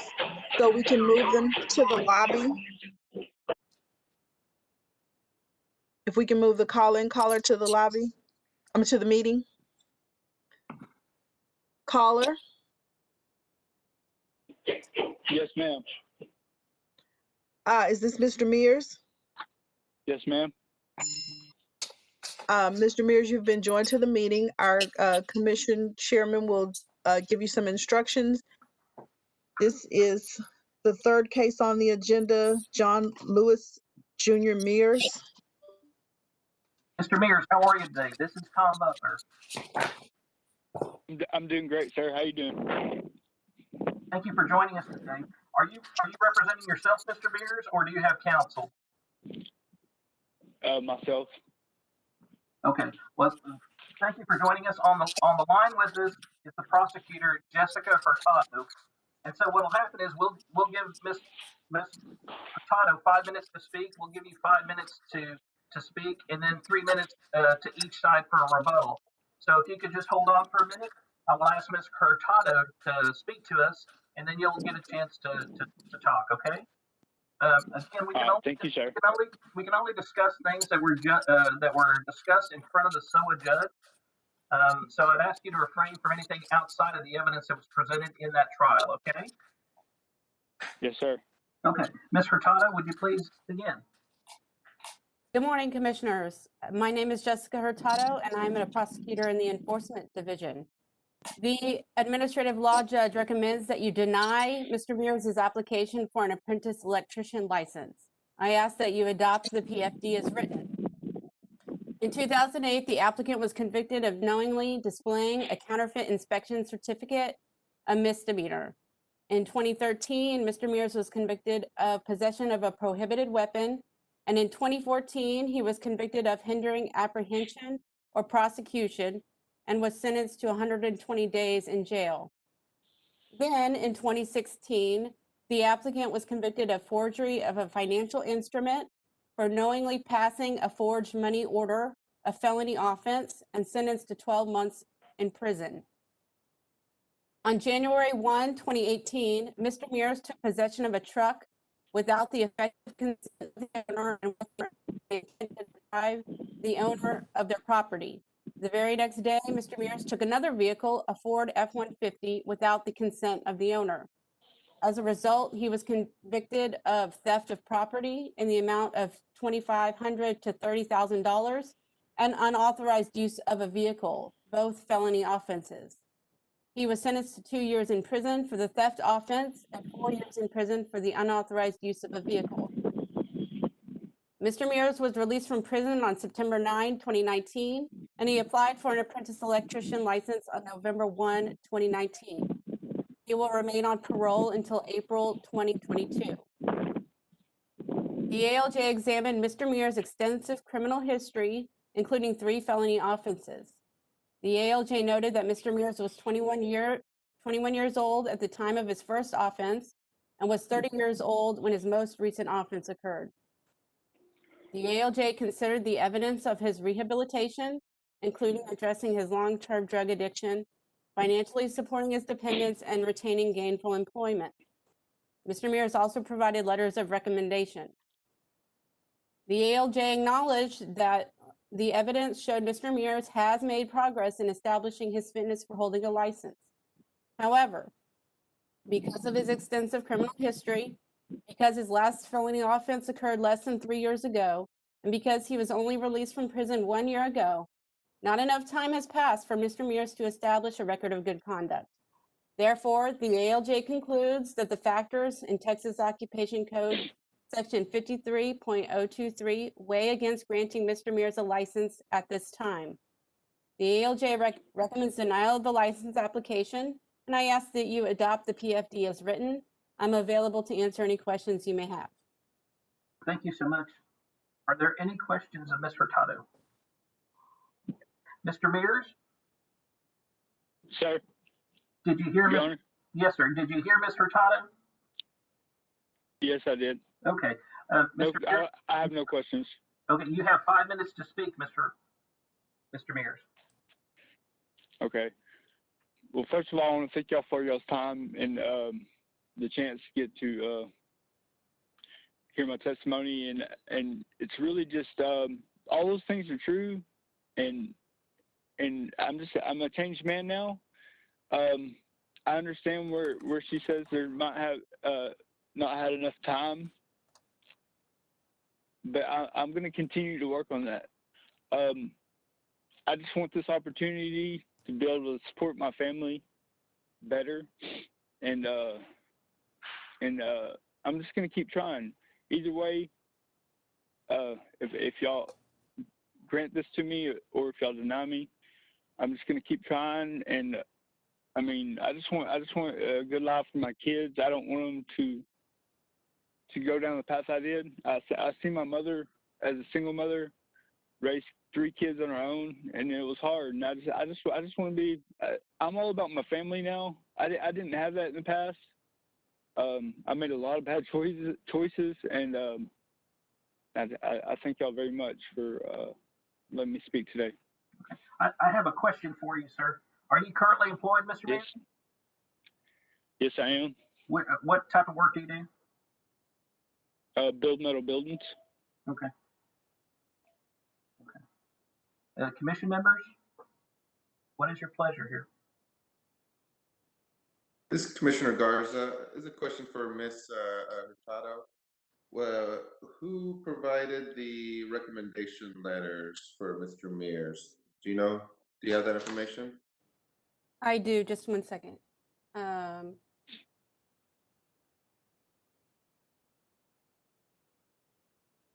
believe one was from his father.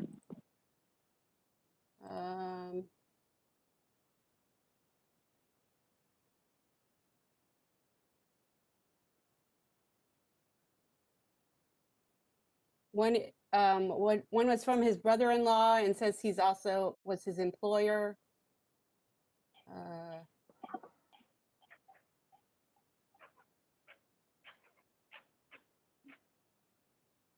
One was from his brother. I mean, excuse me, his sister.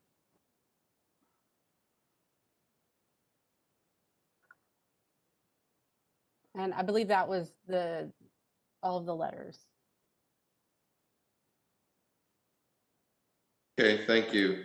And up to date, he is meaning here in compliance with the terms of his parole and parole classes. Up to date.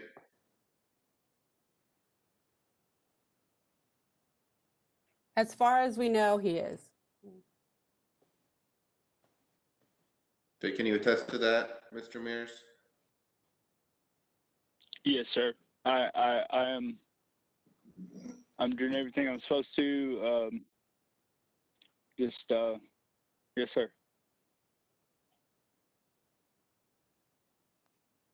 Thank you. Commissioners, what are your thoughts?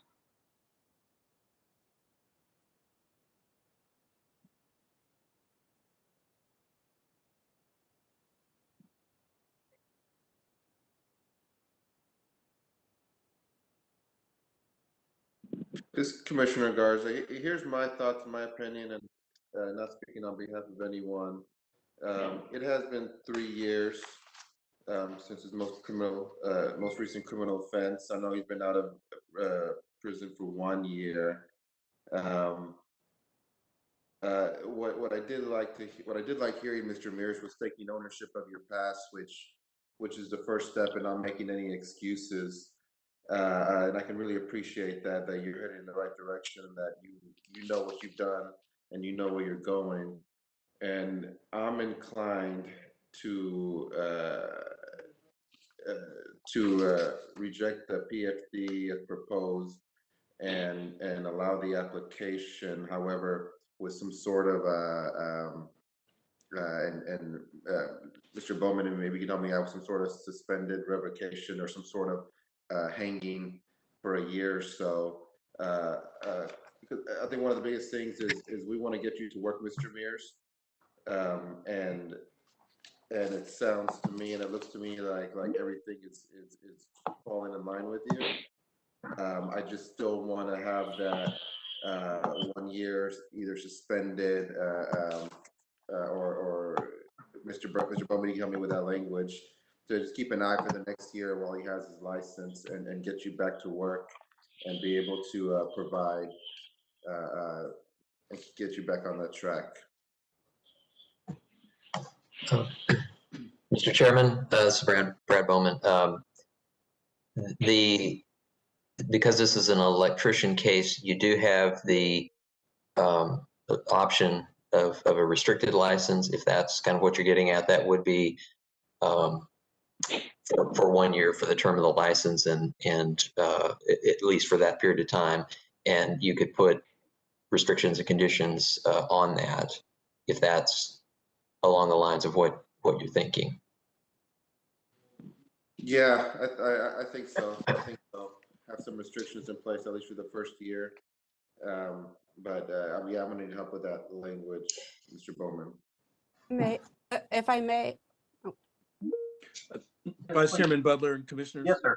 If we do go that route of the alternative licensing path, I will seek that you recommend that it be sent back to the department to accomplish that end because the way that we go through it, it's a lot of discussion and negotiation. One is to identify who the sponsor will be, a master electrician on this one that's going to work with them. And so there's a lot of marrying up. So if you want to accomplish getting the gentleman licensed today, we can do a revocation and then suspend that for a year, and require him to report to the department quarterly on his work activities if you want to keep an eye on him.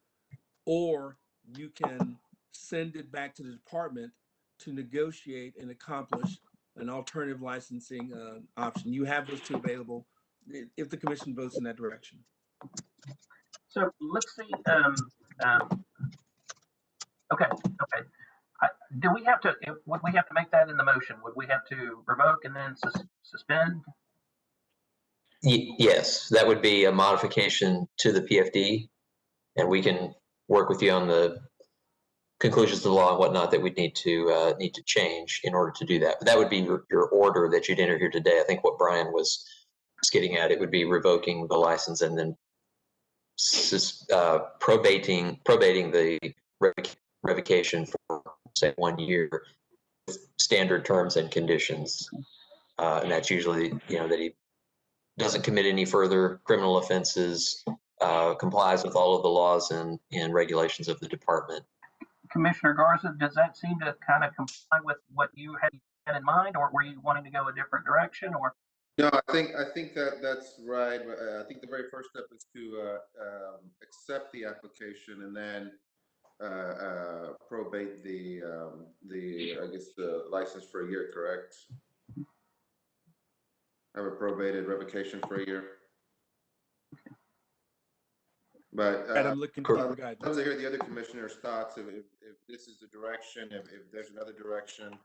By all means, this is my impression and my opinion, not speaking on behalf of anyone. so, if I could, Commissioner Garza, if you can take that into motion, and then we'll see if there's a second. If not, we'll discuss it further. But this may go pretty swimmingly. So why don't you make your motion? Let's see where we go. Okay. I make a motion to reject the current PFD and accept the application for license for a probated 1 year, probated revocation for 1 year, and turn it back over to the department for further restrictions. Mr. Bowman? And I apologize. I was looking through the PFD. I think, and Jessica, correct me if I'm wrong on this. This is he has not previously been licensed with us. This is his application for a license, and it's either approving or denying that. Is that correct? Yes, so he is an applicant. He doesn't currently hold a license. Okay, so and I apologize. Wasn't thinking about that. I don't think the probated revocation is an option since he doesn't currently hold a license with us. I think if you want to go the route you're going, I think the restricted license would be the vehicle to do it. And I apologize for letting us go this far down that road, but I think since he does not, there's nothing to suspend or revoke at this point because he doesn't have a license. Sure. Fred, we're all doing just the best we can. Don't worry about it. Commissioner Garza, would you rescind your motion and make a motion with would you be kind enough to do that, please? And if I can, I think we'd be back to Brian's earlier point that if you want to go that route, probably the best thing to do would be to remand that to the staff, and the executive director would enter into an order with terms and conditions, because there's a lot that has to be worked out on what those specific conditions would be. Okay, so I make a motion to accept the application for the electrician license and to turn it over to the department for further review of restrictions and so forth.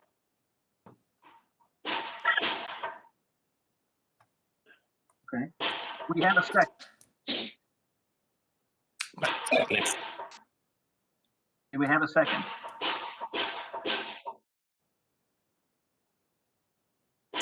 second? I second it, Dr. Wesson, Commissioner Wesson. Okay, so the motion before you is to grant the license and grant a restricted license that the executive director will enter into an agreement with Mr. Mears and specify conditions to oversee his next year of employment. All those in favor?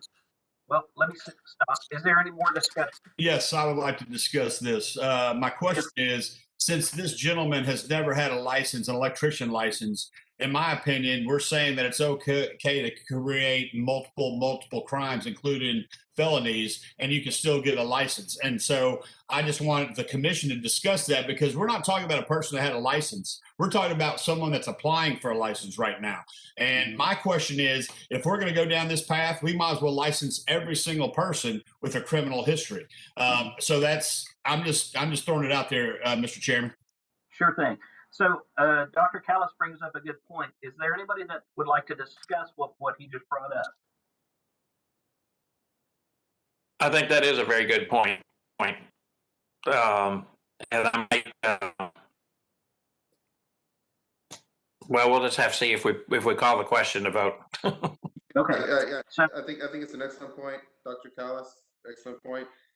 The only thing that I can my reasoning, just so you have an understanding, is that I guess at some point, if it keeps applying, what's the difference in my mind? What's the difference between the 3-year mark, no criminal activity, and the 4-year mark? And knowing that this is an apprenticeship license under someone with restrictions, I think the whole goal is to get incarcerated people, previously incarcerated people, back to work. And so that's kind of where I'm coming from. I completely understand both sides. It could go either way for me, but just because he's going to be under a master electrician and not going to be on his own with many restrictions. If this case comes before us again next year, which I can't speculate, there'd be no difference between 3 years versus 4 years in my mind of no criminal activity. But I do understand the past and the history of the past. But with some recommendation letters and everything else here, it can go either way. Okay. Commissioner Castaneda, are you with us?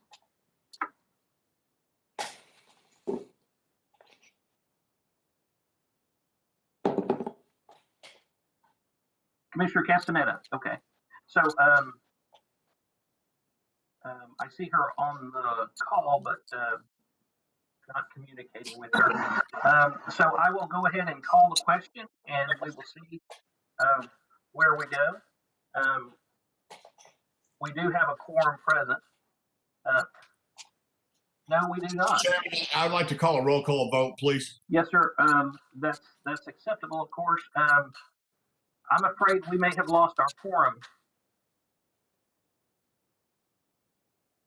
She's still showing muted. And Commissioner Butler, you're fine. You still have a quorum with Commissioner Garza, Callis, Wesson, yourself. That gives us 4, but Castaneda is still on there as well. I'm on. Can you hear me now? Yes, thank you. Thank you so much, Commissioner Castaneda. So we're going to call a roll call vote on this case. Tamala? You want me to do that? Is Pamela going to do it or me? Christine, you can do it. Christine? Okay, I'm sorry. I'm just relying on history. Okay.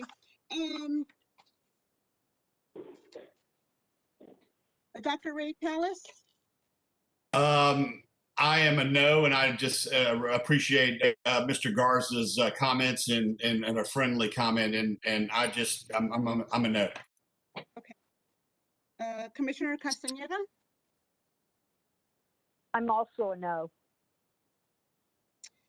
Commissioner Garza? Yes. Commissioner Wesson?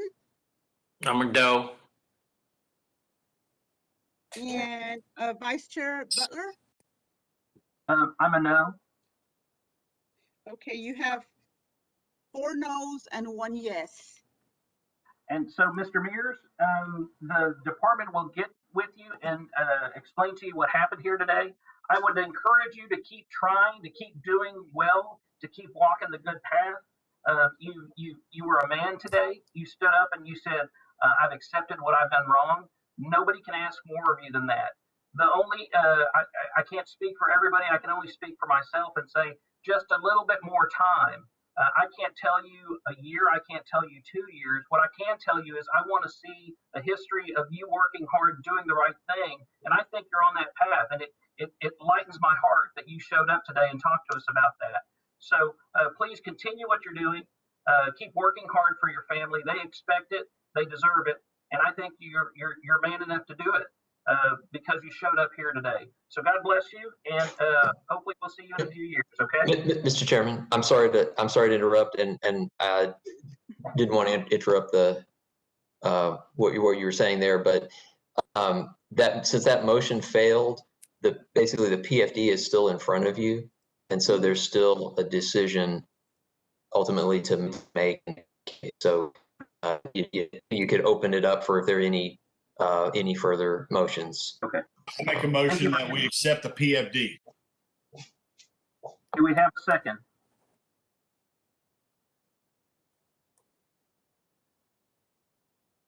I'll second. We have a motion and we have a second. I'd like to call the question. All those in favor, please signify by saying aye. Aye. Aye. All those opposed, say no. No. Christine or Tamala, could we please have a roll call vote? Yes, sir. It's Christine. Okay, Commissioner Wesson, Aye. Commissioner Garza, No. Commissioner Castañeda,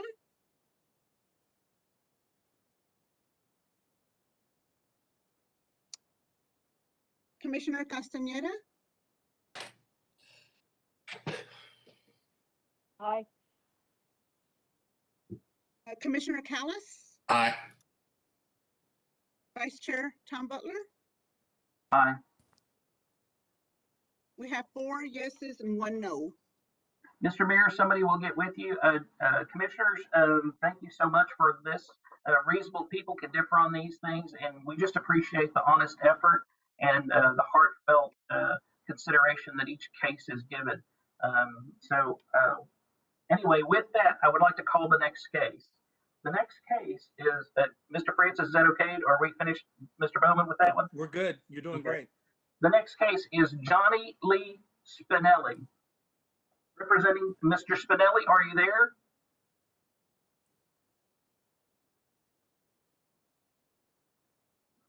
Mr. Spinelli, Johnny Lee Spinelli, are you there?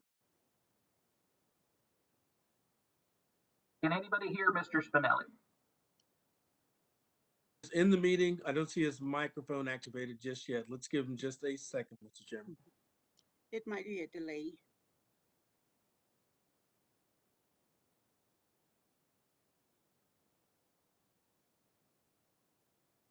Mr. Spinelli, are you there?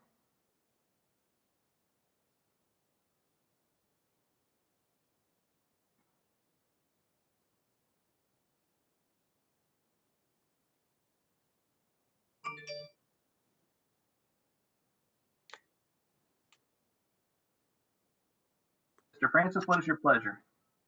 My pleasure is to see if Mike can assist. Mr. Fickle, can you do anything to correct his microphone? Okay, his microphone is showing. Ask him, Mr. Chairman.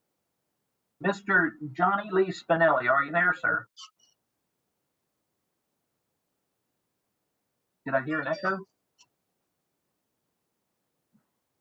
Mr. Spinelli, I thought I might have heard something faint, but I can't hear you if you are there, Mr. Spinelli. Mr. Spinelli, we can see you, but we cannot hear you. Please check your microphone. We can see you, but we cannot hear you.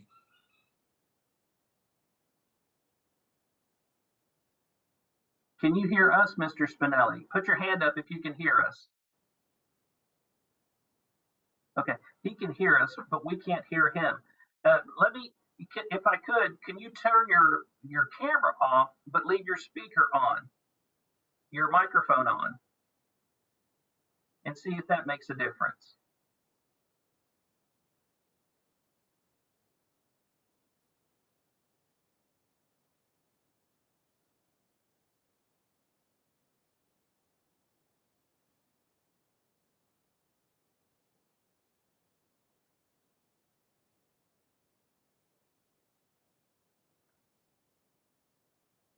Sorry, Mr. Spinelli. I'm sorry. We can't hear you. We can see you. Mr. Spinelli, can you try it without the headphones and see if we can just hear you through your computer?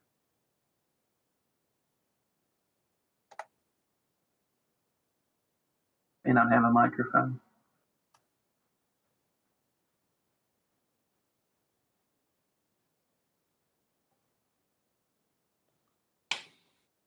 Okay. Okay. Let's see if this works. Okay, he took off his.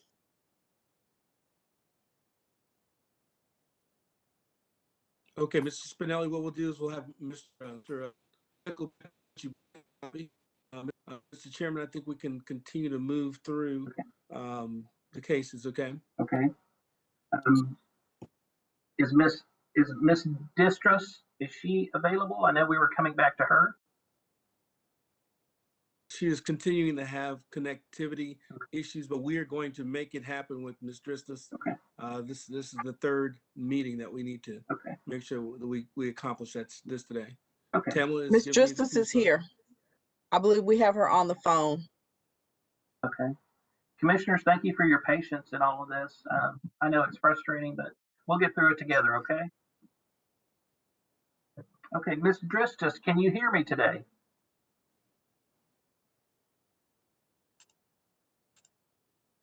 Ms.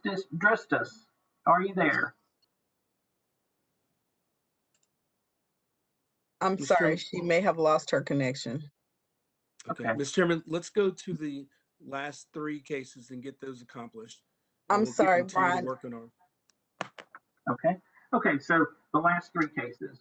That means we're going to skip over Jamarcus Simpson, and we're going to go to Miss Sandra Munoz. Is that correct?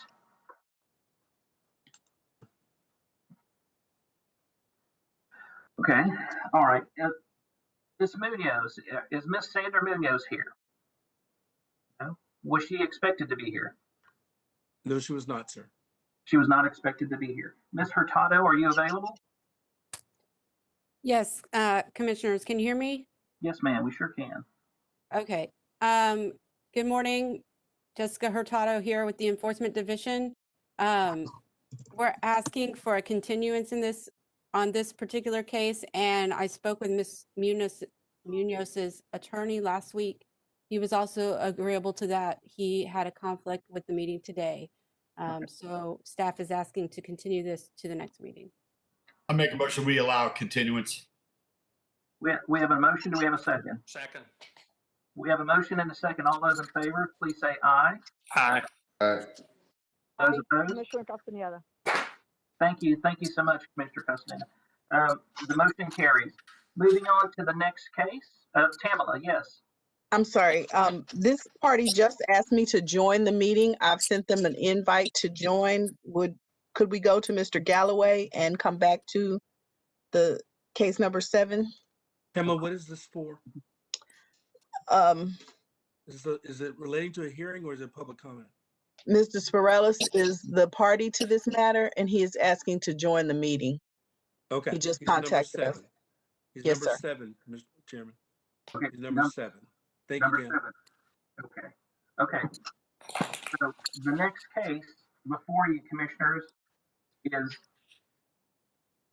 Safaris LLC DBA as Envirogen. And who is the party there? I don't have a name. Spirelis is the name that I have. They're trying to join the meeting as we speak. Spirelis, okay. Is this the one we already had an agreed order on? It is, Commissioner. Yes. So I guess I'm trying to figure out if there's discussion or we need to just have that presented.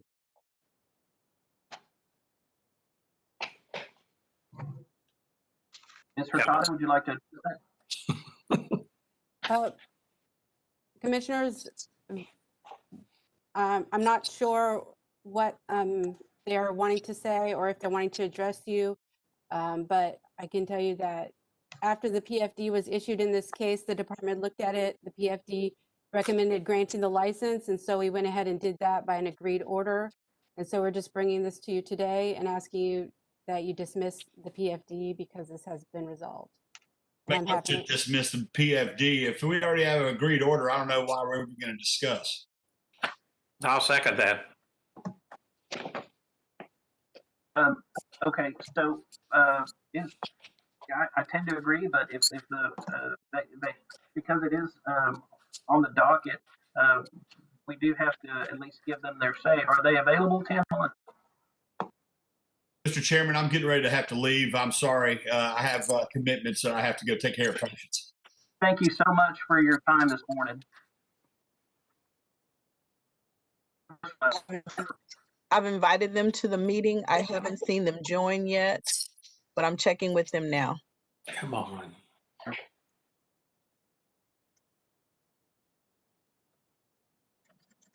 Did they ask to be a part of the meeting or did we just invite them? They I just contacted received us word and from the asked general. asked to be part of the meeting. We have lost Dr. Callis. I just want everybody to be aware.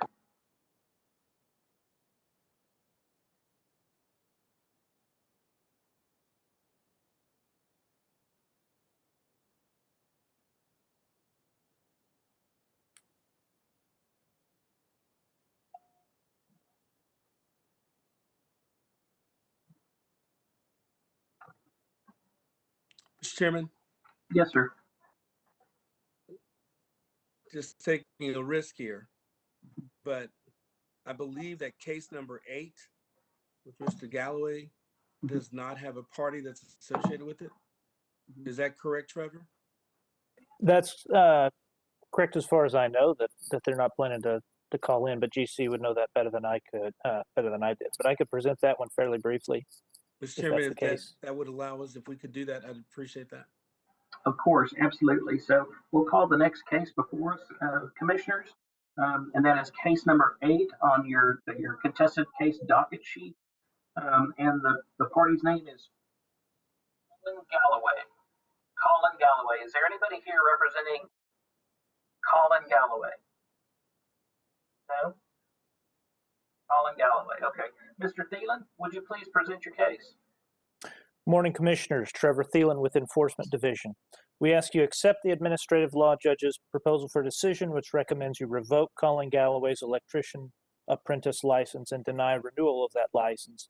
As discussed at SOA, this is a case that was originally scheduled to be heard in October 2019. It was delayed multiple times after continuances in the pandemic. I bring this up to explain why a restricted license is not an option for resolving this case.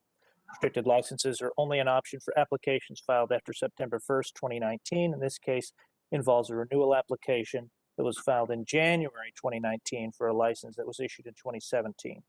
In April 2017, at age 22, the respondent used a social media app to talk with a user who told the respondent they were a 13-year-old girl named Chrissy.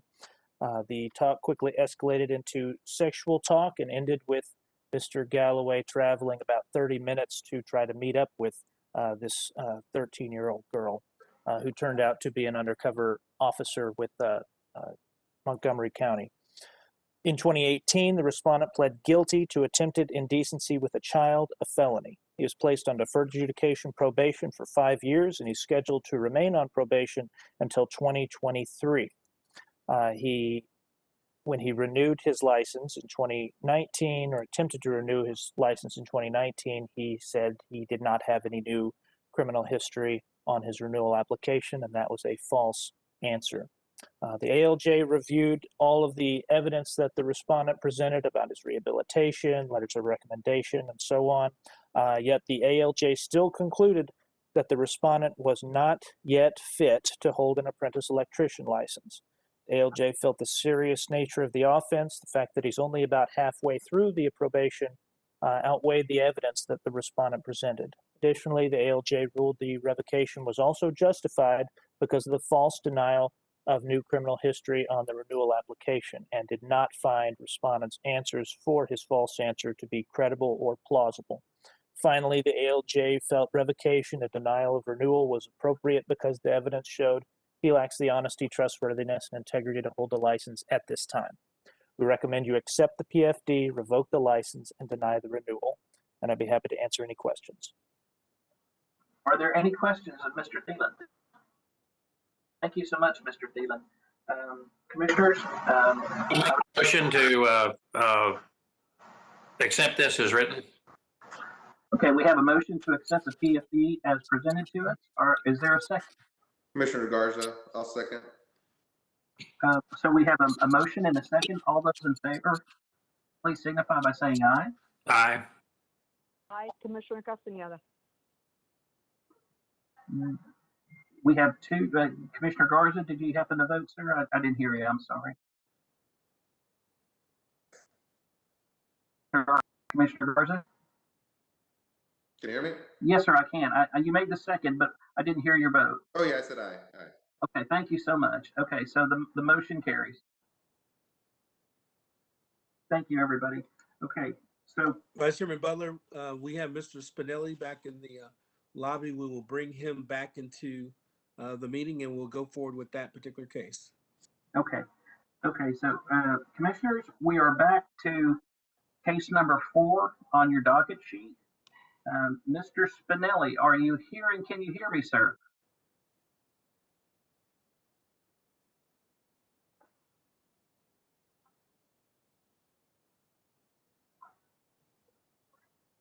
Hello, Mr. Spinelli. Can you hear me, sir?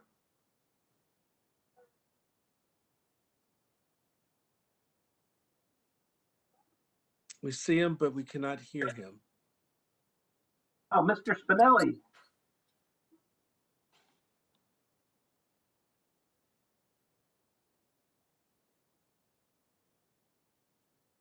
You're muted, sir.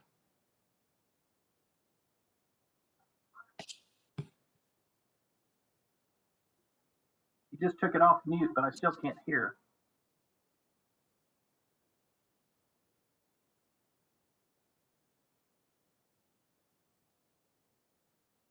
On the phone? You want to call us on the phone?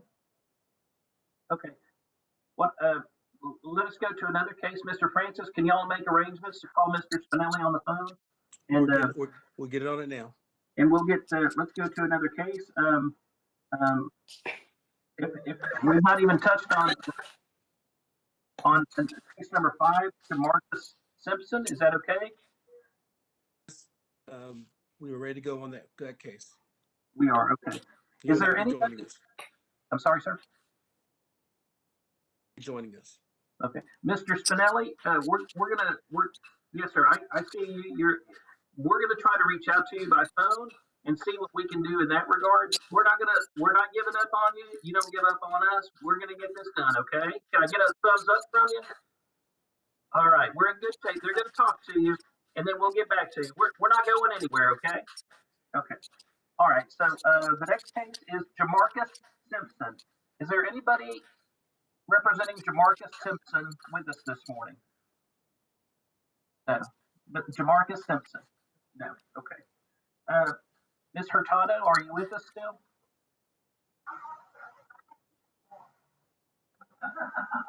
With the department, the TDLR, Ms. Hurtado. Is there anybody representing the TDLR on the Jamarcus Simpson case? My apologies, commissioners. Can you hear me now? Yes, we sure can. Okay. Jessica Hurtado with the Enforcement Division. The ALJ recommends that you issue Jamarcus Simpson a restricted apprentice electrician license. I ask that you modify the PFD to add additional restrictions as set out in the department's exceptions. Mr. Simpson's criminal history began in 2007 when he was convicted of burglary of a vehicle, a misdemeanor offense. Then in 2014, he was convicted of unauthorized use of a motor vehicle, a felony. In August 2015, he was convicted of felony theft. And in September 2015, he was convicted of misdemeanor assault of a family member. Mr. Simpson was arrested for theft while driving a U-Haul truck that contained 200 stolen plastic shipping containers worth approximately $2,500. He was arrested at a recycling center where he claimed he was going to meet his uncle. In 2017, Mr. Simpson was convicted of evading arrest or detention with a vehicle, a felony, and sentenced to 9 years in prison. He was paroled from prison in October of 2019, and he will remain on supervision until December 2025. Two of Mr. Simpson's co-workers testified on his behalf. They both testified that Mr. Simpson deserved a second chance, although neither witness was fully aware of his full criminal history. Mr. Simpson's mother also testified on his behalf and described a transformation in her son. Mr. Simpson testified that to his struggles with drugs and alcohol and described his treatment courses he had taken in his effort to rehabilitate himself. At the hearing, Mr. Simpson testified that he is employed with an electrical company performing non-electrical work and that he is seeking his apprentice license in an effort to advance his employment. The ALJ found that Mr. Simpson's criminal history involves both crimes against property and crimes that present a danger to people. That his first offense occurred when he was 19 years old, and his last offense occurred when he was 29 years old. The ALJ stated that Mr. Simpson's subsequent offenses were not crimes of youthful indiscretion. The ALJ also found that Mr. Simpson has recently established his good conduct and has worked hard as a reliable employee with his current employer. After considering the factors in Chapter 53 of the Occupations Code, the ALJ recommends that the Commission issue Mr. Simpson a restricted license with the following conditions. 1, that his practice as an apprentice electrician be limited to commercial construction sites. And 2, Mr. Simpson be required to notify the department within 14 days of any change in his employment. While the department does not oppose the ALJ's recommendation for a restricted license, we do have concerns regarding the conditions recommended by the ALJ. Texas Occupation Code Section 51.357 gives TDLR the ability to issue a restricted license that imposes reasonable conditions on a license holder, including the condition that they be supervised by another license holder. We filed exceptions in this case because supervision by another license holder is a critical tool in ensuring compliance with the terms of a restricted license. Specifically, the department's exceptions would require that Mr. Simpson be supervised by a journeyman or master electrician who is physically present with him at each job site. The proposed additional restrictions also require that Mr. Simpson notify the department of the name and license number of the individual who will supervise him before he begins performing any work requiring a license. In addition to requiring supervision, the proposed additional restrictions clarify that commercial job sites include new construction, industrial facilities, commercial buildings, or vacant residential facilities, and clearly specify that work in any occupied residential location is prohibited. Finally, the exceptions include some other restrictions that are consistent with the other restricted licenses that have already been issued by the department. Adopting an order that includes these additional restrictions will ensure that Mr. Simpson is properly supervised during the term of his restricted license and are necessary to protect the public. Therefore, I ask that you modify the PFD to include these additional restrictions as laid out in the department's exceptions, and I am available to answer any questions. Thank you. Okay. Are there any questions of the prosecutor at this point? No? I'm just curious, it seems like we have more exceptions to this than we do, just a restricted license. Are we going down a path here that if an ALJ suggests a restricted license and we still have a pattern, or it seems like it doesn't end? Is this someplace that we want to go as a commission, to where we're ending up having to put a number of restrictions on just because we're asked to give a restricted license? I think that's a good question. And that's kind of the policy decision that we're here for, right? We kind of weigh those things out, and it's not easy. You know, there's so many factors, but the type of crimes that have been committed, the recent nature or length of time since the crime was committed, I think all of those things factor into it. And so that's a hard one. That's why we get paid the big bucks, right? Right. So, and we also, you know, try to struggle with the idea of consistency, right? Do we have to treat all Texans the same as best we can, knowing each one is an individual that comes to us with individual histories. So, yeah. Having said that, yes, sir. Yes, sir. Commissioner Weston, it is always in control of the commission of how they want to go. Just like a PFD where the judge says, "Oh, I think you should deny this license," and the commission votes to approve the license. The same thing is true that if the ALJ in their wisdom says, "Oh, you know what? I'm not sure what to do. I think you should offer a restricted license." You still have complete control. That's a new offering that we may see in their orders, but it is not a directive and it is not controlling on the commission to act on that path. You still have your full options available. You can issue it outright, you can deny it, or you can do the restricted license, but it falls completely on you, even if we will now start seeing them recommend that in their orders.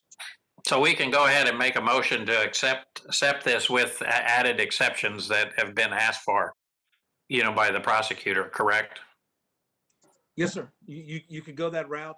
What Jessica identified pretty much are the elements that have been included in the restricted licenses that I've issued. So those that have not come to the commission, I mean, the staff goes to a very detailed effort to identify the master electrician, the location, and those sort of things. So she's kind of enumerated the elements that are typically included in the ones that I've given already.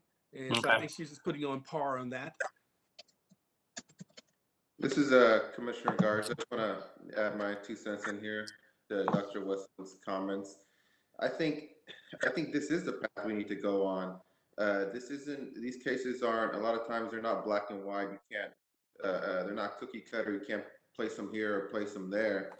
But each individual case requires attention and detail. And if this is one more solution to add to our bag, then I think it's definitely necessary we go down this path and say, okay, well, weighing everything in its totality, the right move here is a restricted license, or the right move here is deny the license, or etc. So I do like where this is going, and when it requires a little bit more attention from the department on the restrictions, I know it's a little bit more work, but it's a little bit more work to get our license holders back to work. So I'm in favor for it. Just wanted to add that in there. Okay. So I'll make a motion.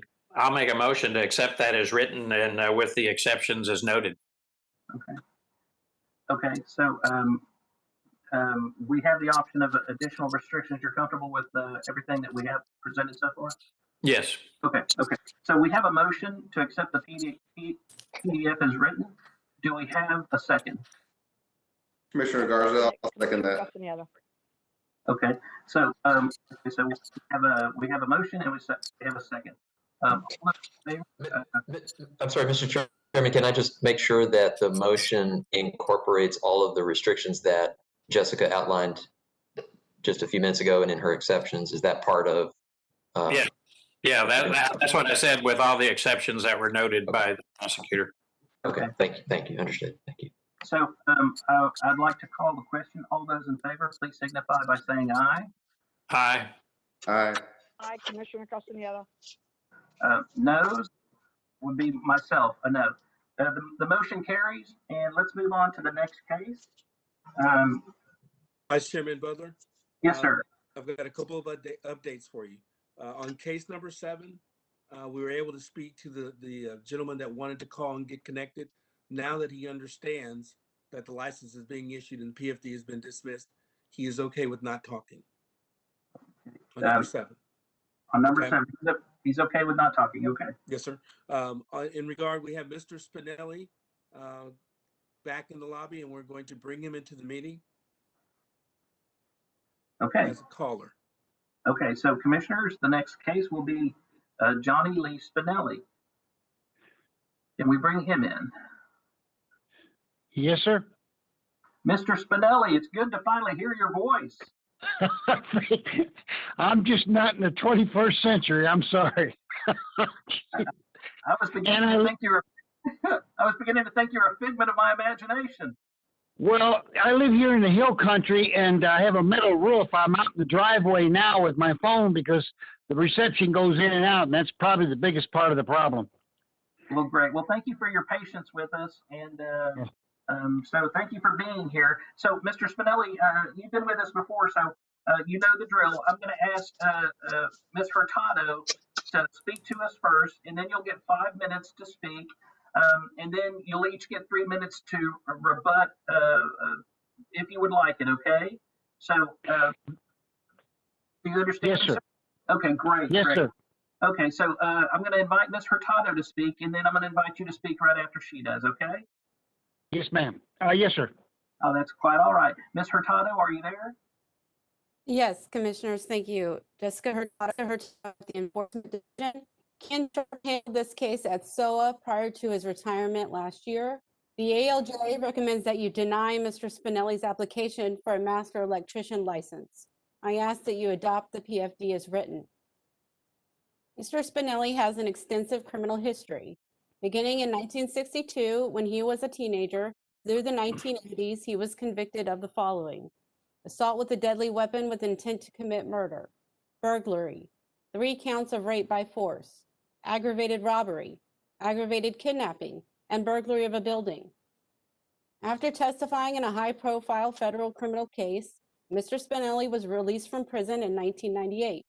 He began performing work in the electrical field, and in 2004, he obtained a master electrician license from the department. Mr. Spinelli has also been required to register as a sex offender since his release from prison. In 2011, he was convicted of a felony for failing to comply with the sex offender registration requirements and sentenced to 5 years in prison. As a result, his license was revoked by operation of law. Despite his extensive criminal history, the department again took a chance on Mr. Spinelli and granted him a master electrician license in 2014. For 3 years, he continued working in the electrical field. However, in 2017, he was twice convicted of theft. As a result of those convictions, the commission revoked his master electrician license after a hearing at SOA. The ALJ heard testimony from several witnesses who had worked with Mr. Spinelli in the past and who testified to his fitness to work as a master electrician. However, the ALJ noted that some of the testimony cast doubt on the applicant's trustworthiness. Specifically, one witness testified that Mr. Spinelli told him the theft conviction resulted from an incident where he purchased lumber and could not find a receipt when it was reported as stolen. The ALJ noted that this version of the offense directly conflicted with the version Mr. Spinelli provided to the department when he stated that he shoplifted paint because he was stupid and in a rush. Both of these versions of the offense differ from the indictments, which describe a scheme in which, on 2 separate occasions, Mr. Spinelli gathered items from a Lowe's store and then presented a receipt to receive a cash refund, allowing him to retain the purchased items and get his money back. The ALJ found that Mr. Spinelli's recent theft convictions were directly related to the duties and responsibilities of an electrician, and that his own witnesses raised reason to doubt Mr. Spinelli's truthfulness. The ALJ found that the thefts combined with his lack of truthfulness about those thefts made Mr. Spinelli unfit to hold a master electrician's license. Therefore, the ALJ recommends that you deny the application. I ask that you adopt the PFD as written, and I'm available to answer any questions you have. Thank you. Great. Thank you so much. Are there any questions of Ms. Hurtado at this point? No? Okay, commissioners. Mr. Spinelli, are you still there? Yes, sir. Oh, great. It's good to hear you. Okay. All right, Mr. Spinelli, please, you have 5 minutes and try to confine your arguments to things that were argued before the SOA judge. We can't enter any new evidence in, right? And so The floor is yours, Mr. Spinelli. You have 5 minutes, please. Okay, first of all, most of the entrances, I was in prison for the robberies and assaults from 1978, well, actually late 1977 through 1998. Upon my release, there were no crimes committed by me after that time, up until 2010. I reported as ordered on my report day and informed them that my job I had in Tyler, Texas had ended. They then took me to the grand jury because the HOA did not want me living in that neighborhood. I reported the way TDCJ instructed me to do for 10 years. I have the email that I gave my lawyer stating that the board members admitted they didn't know about this obscure law, reporting within 7 days. The lawyer told me it was like a speeding sign, 65 to 55. I didn't see the sign. I'm still guilty. I was sent back to prison for doing exactly what TDCJ told me to do for 10 years in Collin County. That's over. I took the items. I'm guilty of the misdemeanors. When the police asked me about it, I admitted to it. What I told my employer was so that he would not be angry and take out on somebody else with a criminal record. I admitted what I did. I took the punishment. Now, that was years ago. The only thing I've done wrong since my release from prison was those misdemeanors. I do not argue with the fact that that doesn't reflect on me as a person, but there has been absolutely no crime whatsoever committed by me related to my ability as an electrician, on the job or whatever. I have never worked residential of my own choice. The judge thought I lied when the one guy said we worked on apartments. We did. New construction. I offered the logbook from the IBEW showing I never worked on anything but commercial projects by my own act, by my own will, because I knew it could lead to a problem being a registered offender. I went through lie detector tests and therapies every year as required by parole. They had the letters from the county sheriff's office and my parole, so I'm in compliance. Now, when I was sent back to TDCJ as a parole violator with a new felony in 2010 for that obscure thing that nobody ever told me about, they immediately released me. TDCJ does not immediately release somebody with a new felony and a parole violation, but they knew it was caused by their directions to me. Yet nobody, when I went to court from TDCJ, would offer written evidence that I did exactly what they told me to do for 10 years before I moved to Rockwall County. That's over and past. My only objection is misdemeanors should not be a reason for not letting me work for the rest of my life at the trade I learned in prison and worked at successfully for over 20 years without one complaint ever from anybody. I'm hired out. I have not worked with tools since 2008 because both my knees were replaced. I worked in the shop, training the guys in Arc Flash, doing the estimates and that. They have a letter from the people that hired me after this misdemeanor was committed. I took the items and took the money back because I wanted to be able to pay for the utilities and food. Our contractor screwed us for over $30,000 worth of work and left us where we're living in a garage. No excuse. I did what was wrong. But I do not think, going back 40 years plus, that TDLR knew about prior to my getting a license is a reason now to say that I'm a threat. I'm no longer a threat because TDCJ lowered me from a high to a moderate risk. Yes, I have not committed a violent act since 1977, nor have been accused of committing a violent act. And I was told that I'm now a big threat to the public because of the misdemeanor. Well, it was wrong. I'm guilty. I admitted it. I turned myself in to police, and they let me go home for 2 weeks to finish putting the house together before I turned myself in and served my 82 days. TDCJ knew what was going on, and they did not violate my parole after I served my time in the county. That must say something about me that this paperwork doesn't. every time they move me as a witness, not an informant, as a witness, I was released from prison 17 years after my testimony about the people who assassinated a judge. I was ostracized from the public because of my crime. I was ostracized from the prison because I was an informant or a witness. A lot of things on my file were put there inadvertently because when the U.S. Marshals changed my identity, moved me around the country, everything was entered into NCIC. The only thing I have done wrong since my release from prison in 1998 is these misdemeanors. That felony in 2010 was caused by the misdirection orders that I followed for 10 consecutive years from Collin County by the parole authorities. And they know it. Yes, sir. Okay. I am not a threat to the public, and I do not deal with the public as an electrician. I work with what I know inside the shop, and the employer that hired me, and this happened after the misdemeanor, I've got a job with him. Okay. I don't go out into the public with tools, and being an electrician does not make me a threat to anybody. So, it never has. Mr. Spinelli, what type of work do you do right now? You work in the shop? Are you working as an electrician in the shop? No, I can't work as an electrician because I don't have a license. Okay.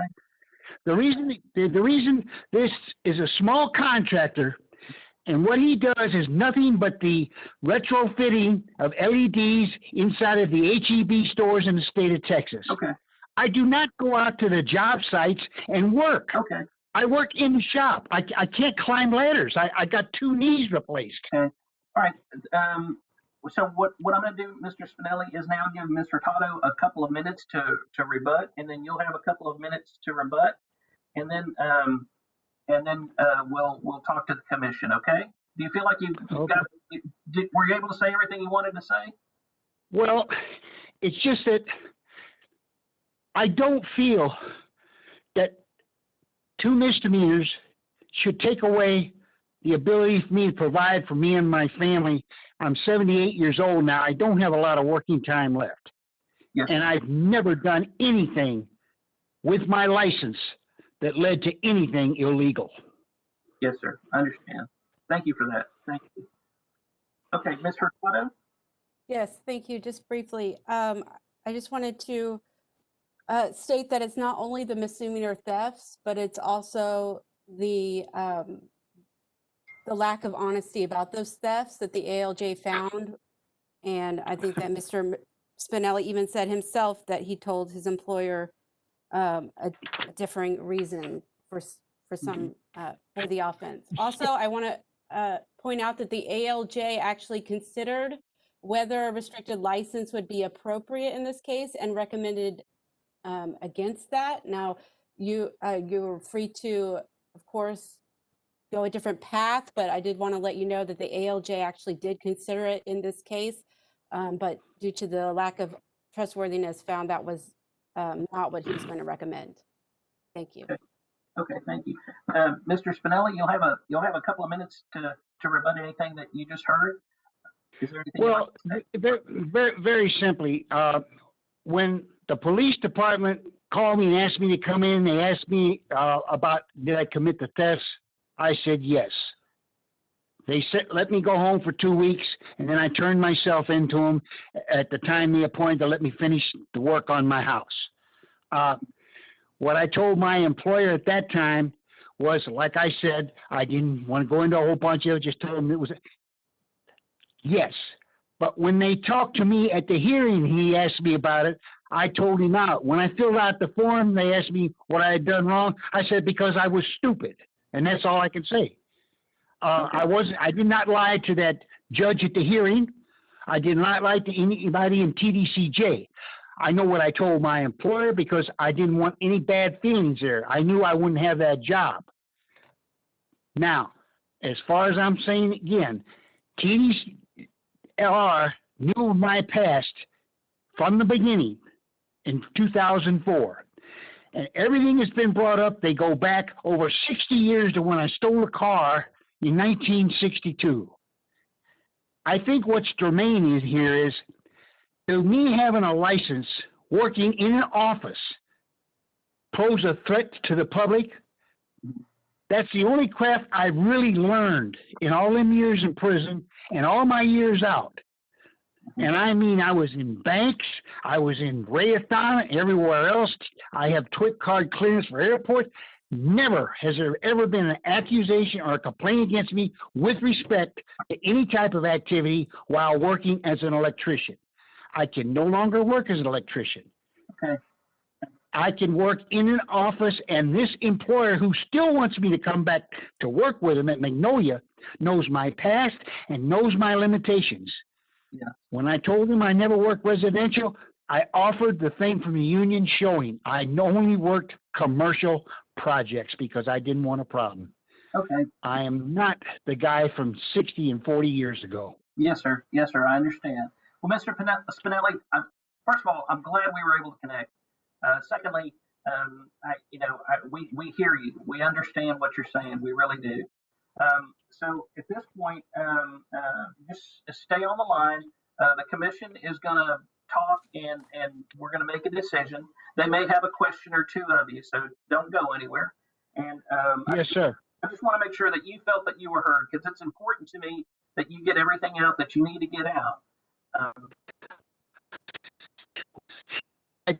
I wish I knew the right words or the right quotations, but very simply, 2 different times since I've been out, I've been accused of things and they found out it wasn't mine, and I've had to bite the bullet because of my past or because the district attorney says if you don't plead guilty, he'll enhance you back to a life sentence. Sure.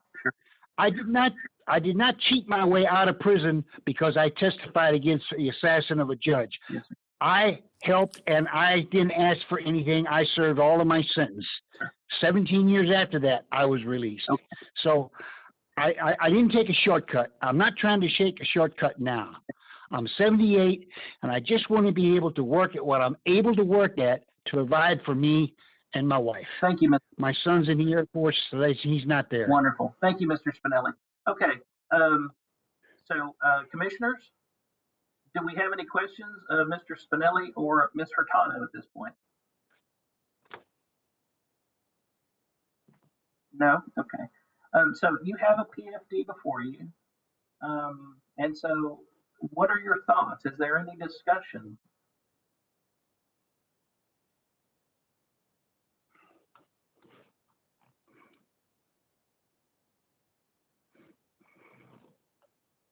Nothing? Okay. Okay. So,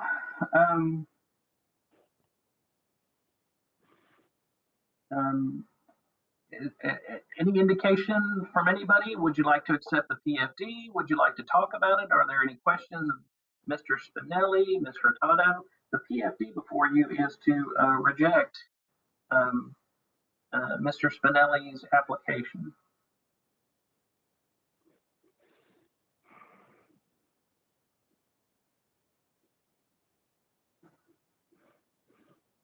Commissioner Garza. Well, I appreciate you being honest and forthright, Mr. Spinelli. Thank you, Ms. Hurtado, for laying down the facts. As everything stands, I'm inclined to accept the PFD as proposed. So unless there's further discussion, I'm going to go ahead and motion for to adopt the PFD as proposed and deny the application. Okay. So, Commissioners, before you, we have a motion to accept the PFD as written, which will decline the application. Do we have a second to that motion?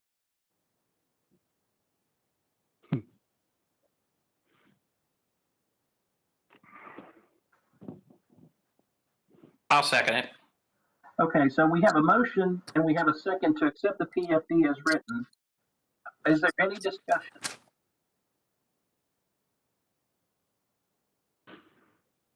Is there any discussion about the motion or the second? Okay, so I will call the question. Ladies and gentlemen, we have a motion to accept the PFD as written. We have a second. Those in favor, please signify by saying aye. Aye.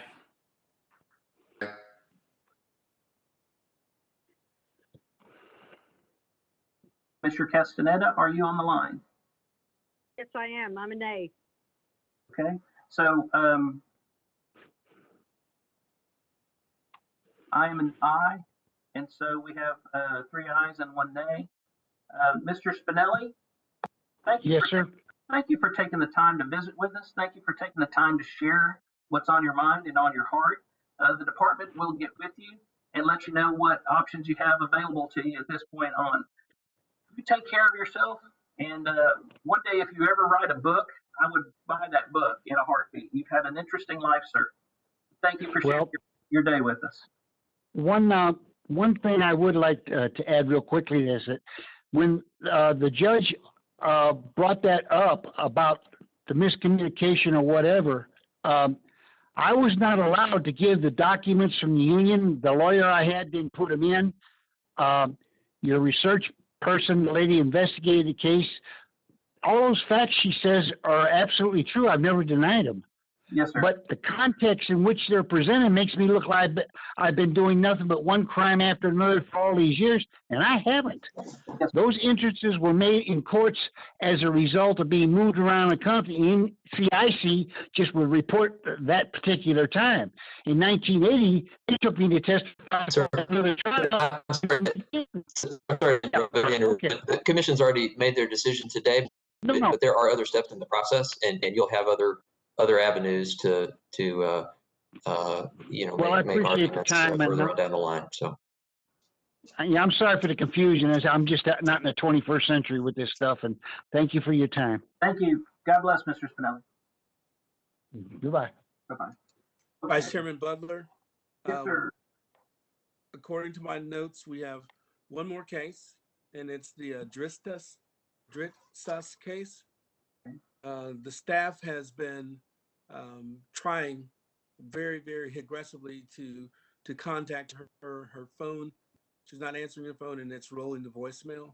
Okay. If I could offer, and I'll have Brad help me out as well, if I could offer a little context to this case and then present some options to you. This order was issued back in April of 2020. This is the third commission meeting that Ms. Dritsas has been on the agenda.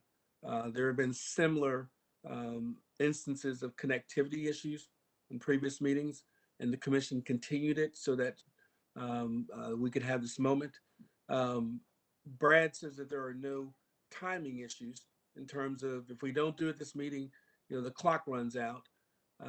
But it is, given the heroic efforts that the team has made today to contact her, and I'm talking a number of calls, if you were to move forward today, she would still have her motion for rehearing rights and appeal rights going forward. Brad, jump in, help me out, and then commissioners will answer any questions you have, and then Mr. Chairman, we'll leave it to you and the team to decide how to proceed.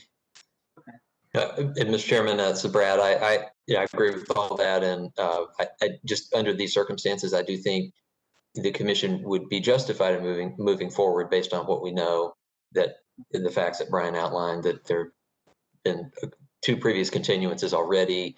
Staff has made heroic efforts to try to get her on the line. It doesn't seem to be a problem on our end with that. So it's in your court to decide to whether to go ahead and hear this now, knowing that she has the right to a motion for rehearing if you just decide the case not in her favor, or whether to continue it to your next meeting.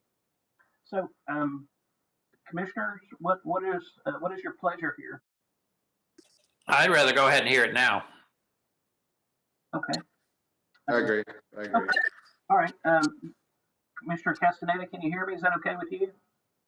Yes, that's perfect. Fantastic. Okay. Ms. Burkhalter, are you with us? Yes, sir, I am. Can you hear me? Of course. You're coming in loud and clear. Good. Are you ready for me to present the case? Yes, ma'am. All right. You guys have heard this before, so it's going to sound familiar.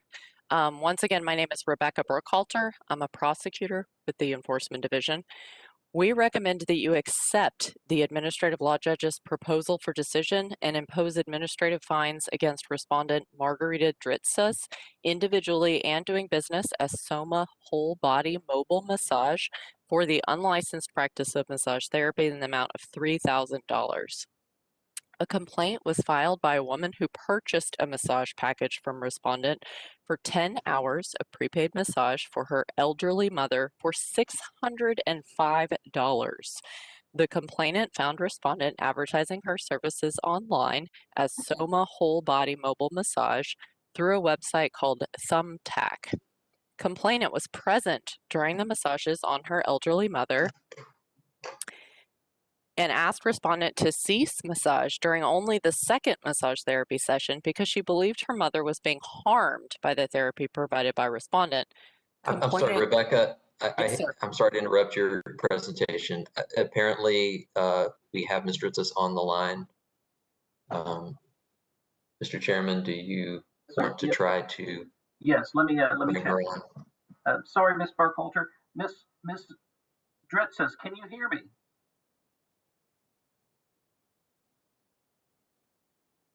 Miss Dritzis, this is Tom Butler with the TDLR. Can you hear me, ma'am?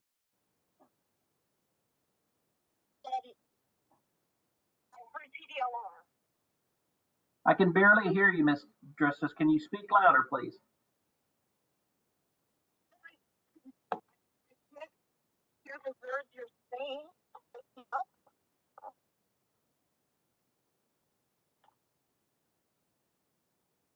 Hello? Yes, I can barely hear you. Can the other commissioners hear her?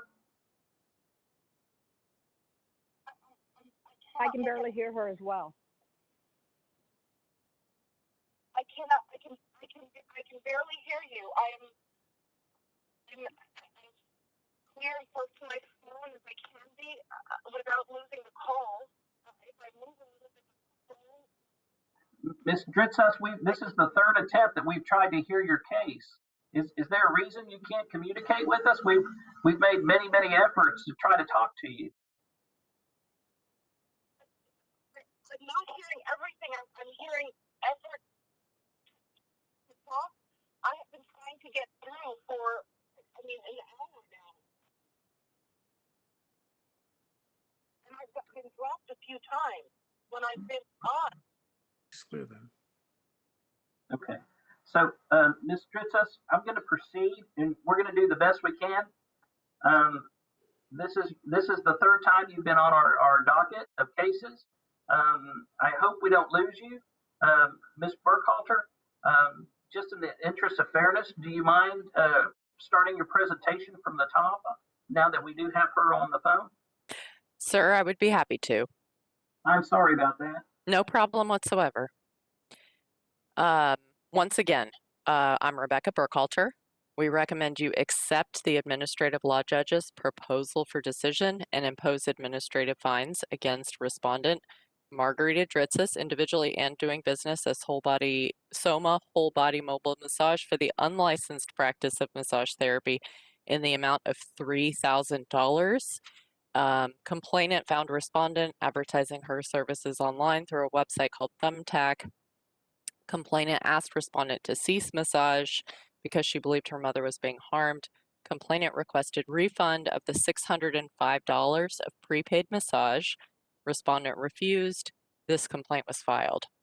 The department attempted to assess an administrative penalty of $7,500 for advertising massage services while not licensed as a massage therapist or as an establishment, and for accepting compensation while not licensed as a massage therapist or as an establishment. Respondent requested a hearing at the State Office of Administrative Hearings. The hearing was held February 11th, 2020 with Administrative Law Judge Ross Henderson before the COVID-19 pandemic shutdowns began. Respondent presented evidence that she had obtained massage therapy training, but had never applied for nor obtained a massage therapist license. Respondent presented evidence she had previously been employed by chiropractors and provided unlicensed massage therapy under the alleged exemption of being ordered by a medical doctor. However, respondent did not have any evidence that the massages to complainant's mother were provided under a doctor's authority to meet that exemption. The ALJ found respondent accepted compensation for providing massage therapy services while unlicensed and that she advertised massage therapy services while she was unlicensed. However, the administrative law judge recommended the minimum administrative penalty of $3,000 for the violations based on respondent's testimony. She did not intend to offer massage therapy while unlicensed, but felt she met the exemption for working under a doctor. In short, respondent acted as an unlicensed massage therapist and accepted compensation for $605 of prepaid massage, which she then refused to refund the complainant. The Enforcement Division does not have authority to require respondent to pay restitution. Thus, the only consequence to respondent for her actions are the minimum penalty which the ALJ has assessed in the amount of $3,000. Respondent has never attempted to become licensed with the department by filing an application as a massage therapist. The department recommends you accept the PFD and fine the respondent, Ms. Dritzes, individually and doing business as Soma Whole Body Mobile Massage, the recommended administrative penalty of $3,000. Thank you, Ms. Burkhalter. Ms. Dritzes, can you hear me? I think I heard, most of what Mr. Coulter said. And are you asking me to go now? Yes, ma'am. We can barely hear you. So if you could speak up as loud as you can, because you're coming in vaguely, but we'll do the best we can. Please speak up as loud as you can, okay? You'll have 5 minutes, please. Okay. Let me just, before we start, your talk, is this better? I'm trying to hold the phone as close to my mouth as possible without moving out of the reception area. Hello? Yes, ma'am. Please go ahead. Can you hear me clearly is what I'm asking. Can you hear me better right now? We can hear you. Okay, that's what I was asking. I thank the commission for starting my talk today. I really do hope that we can resolve this all today. Let me start by saying that there are numerous problems with the presentation that the prosecutor just made to this commission, as well as the findings of fact and of law that the ALJ makes in his PFD. The first thing I'd like to address, just at the start, is the prosecutor's repeated statement and characterization that I have never sought to become licensed. That is factually untrue and was testified in as much at the hearing. Throughout this entire process, in dealing with Prosecutor Burkhalter, I have found that he was just unaware of laws governing the practice of massage therapy. And unaware that there is no way to obtain a license from the agent, the PDLR, without taking and passing the NBLEX.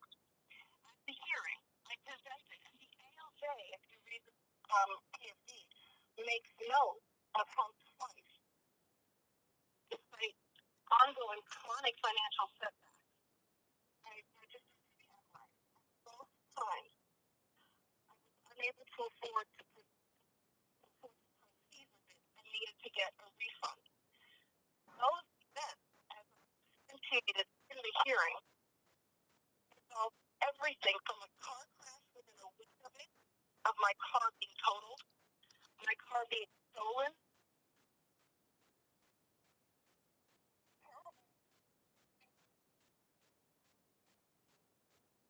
the unfortunate financial setback of having had literally flee for my life from domestic violence to relocate to Texas.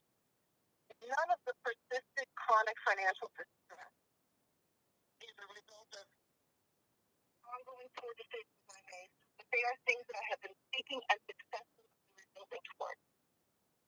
At the hearing, I provided numerous evidence that not only do I only work under delegated medical authority, which is critical that the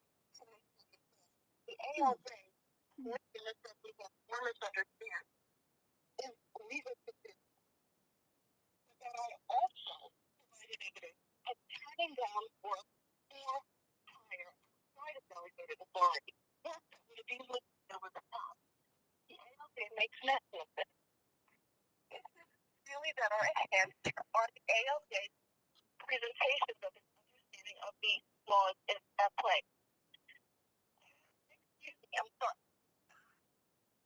Let's deal with what is said here. ALPSC are the findings of fact. The ALJ states that I earned a certificate of massage therapy, but I have never been licensed. I just stressed that I have fought to take the ambulance twice. Once was able to get a refund. As it stands right now, as a result of my work for the census, having had the $200 finally to be able to register for it, even though it put me negative in my bank account, I can be registered to take the license in September and will be taking it in April. This is the first time in 3 years that I have been able to afford making that payment. And that's only because the stimulus payments are in quite quickly. I have made clear to the prosecutor and those of the hearing that all I have wanted has been my license. I have not fought to work for years under chiropractors. It has been a blessing to have been able to do so. And it is imperative also that this commission understand that I was doing so as I had been trained to do by my regard university chiropractor regularly as still to this day time for all the partner, a massage therapy student to come and begin working for them. In my second month at Parker, I was recruited to work in one of those offices and worked for that woman for years. I then started to work at 2 different chiropractic offices over the years. This was not only legal, I was encouraged to do it by my advisor, who stated that until I was you have to, pardon me for interrupting you, but you can only speak about what was presented to the SOA judge, okay? You can only speak to what was presented to the SOA judge, and your time is up at this point. I'm going to give you a second or two to wrap up. Is there anything you want us to know before we make a decision on your case? Yes, I would. The key element here is Melissa Kuna, who is the complainant, as well as prosecutor using her as a witness, and elements that took place during the prosecution.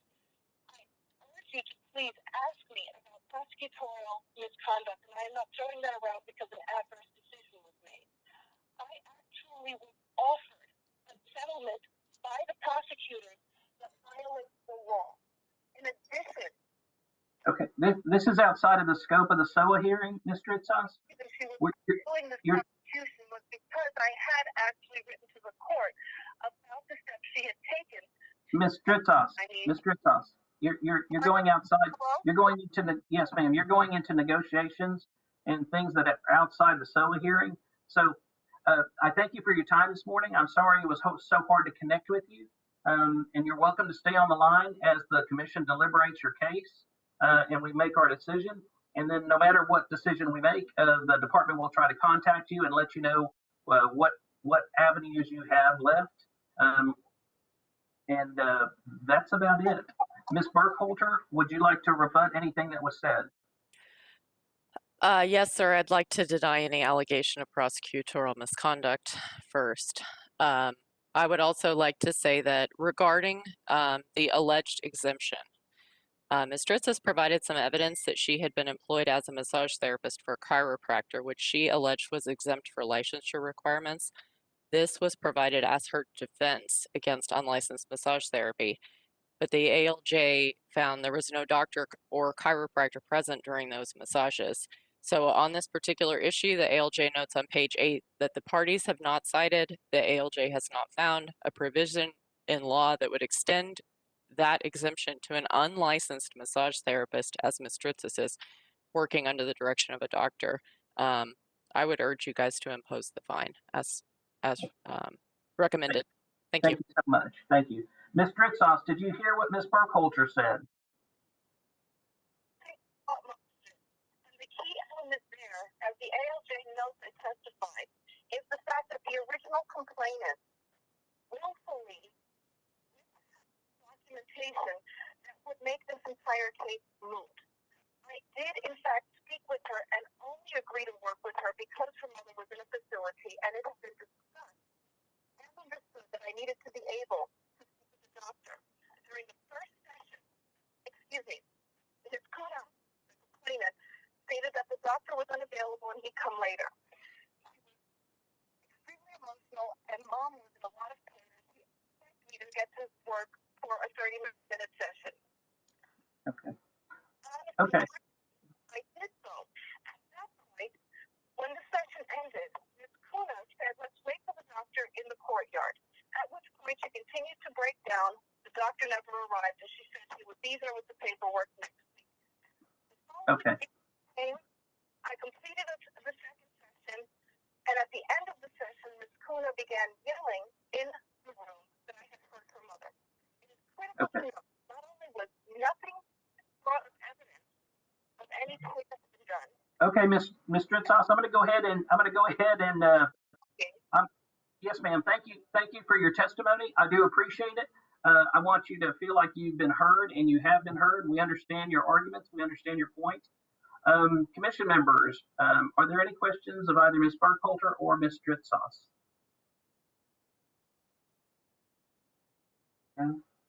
Okay, I would entertain a motion at this point. I'll make a motion that we proceed forward if there's a way to do any kind of installment payment, if they think this is something on the administrative deal. I'd add that in with the motion. Okay, so we have a motion to accept the PFD as written with the corollary that there's some installment payment plan negotiated with Ms. Dritzos. Do we have a second? Commissioner Garza, I'll second. Thank you, Commissioner Garza. So we have a motion and a second. All those in, first, is there any discussion? Hearing none, all those in favor, please signify by saying aye. Aye. Commissioner Castaneda, aye. Okay, well, the ayes have it and the motion carries. Thank you, Ms. Dritzos. The department will be in touch with you and let you know what avenues you have left. Mr. Francis, did we do item 7, the Sparless case? Did we do that? I know they agreed to it, but did we actually vote on it? Well, didn't we have a motion on that we never voted on? That's what I'm thinking. I don't recall voting on that because because people were jumping on and off the cases. Brad, can you help us out? Do you remember if we did, or Tamala or somebody? I'm sorry, I don't. Dr. Callis made the motion to accept the agreed, settlement, and I seconded it, but we never voted on it. Does it die? Does it just die if we didn't do that? We can pick it up now. We can pick that up now and just go from there. This is the agreed order that would issue them their license, and I think we were going to move the PFD aside, so we can pick that up now. Okay. Dr. Callis is gone. Gary, did you make a second on that motion? I did the second on it, so if we just call a vote, I think we'll still be good. Brad, does that sound right? Yes, sir. I think that works. Okay. We just need a vote to close the loop on that. Okay. So we have a motion and a second on item 7, the Spiralis vote, noted here as Safaris LLC, doing business as Envirogen. I'd like to call the roll. Those in favor, please say aye. Aye. Aye. Commissioner Castaneda, aye. Those opposed, say no. The ayes have it and the motion carries. The next item on the agenda, we've gotten through the hard stuff, are there any future items for agenda meetings? I mean, for any agenda items for future commission meetings? And Mr. Chairman, this is Brian Francis. We will have Tamla and Christine reach out to the commissioners and see if there's anything at this time. Do know that we will be picking up the appointments at the next meeting. There's some appointments that we need to make sure that we get those taken care of. Obviously, we'll provide any updates as relates to legislative session sunset, and we'll continue to brief you on our efforts to address the emergency licenses and improve our process delivery in those areas.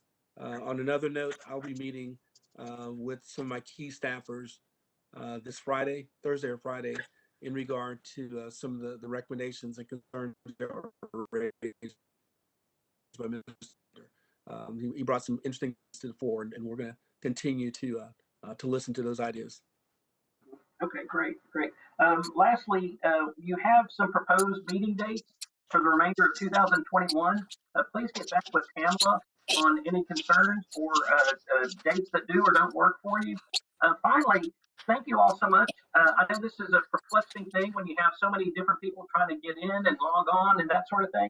Your patience is just incredible. And also, we don't always agree on these things, but the state and the agency and the decisions we make are so much better because of those disagreements. They make us better. They make us refine what we're thinking and say. And so reasonable people are always going to differ on these things. And y'all just do a great job. So thank you so much, everybody. And the time is now 1:05 p.m. and this meeting is over. Thank you. Thank you, Mr. Chairman. You did a great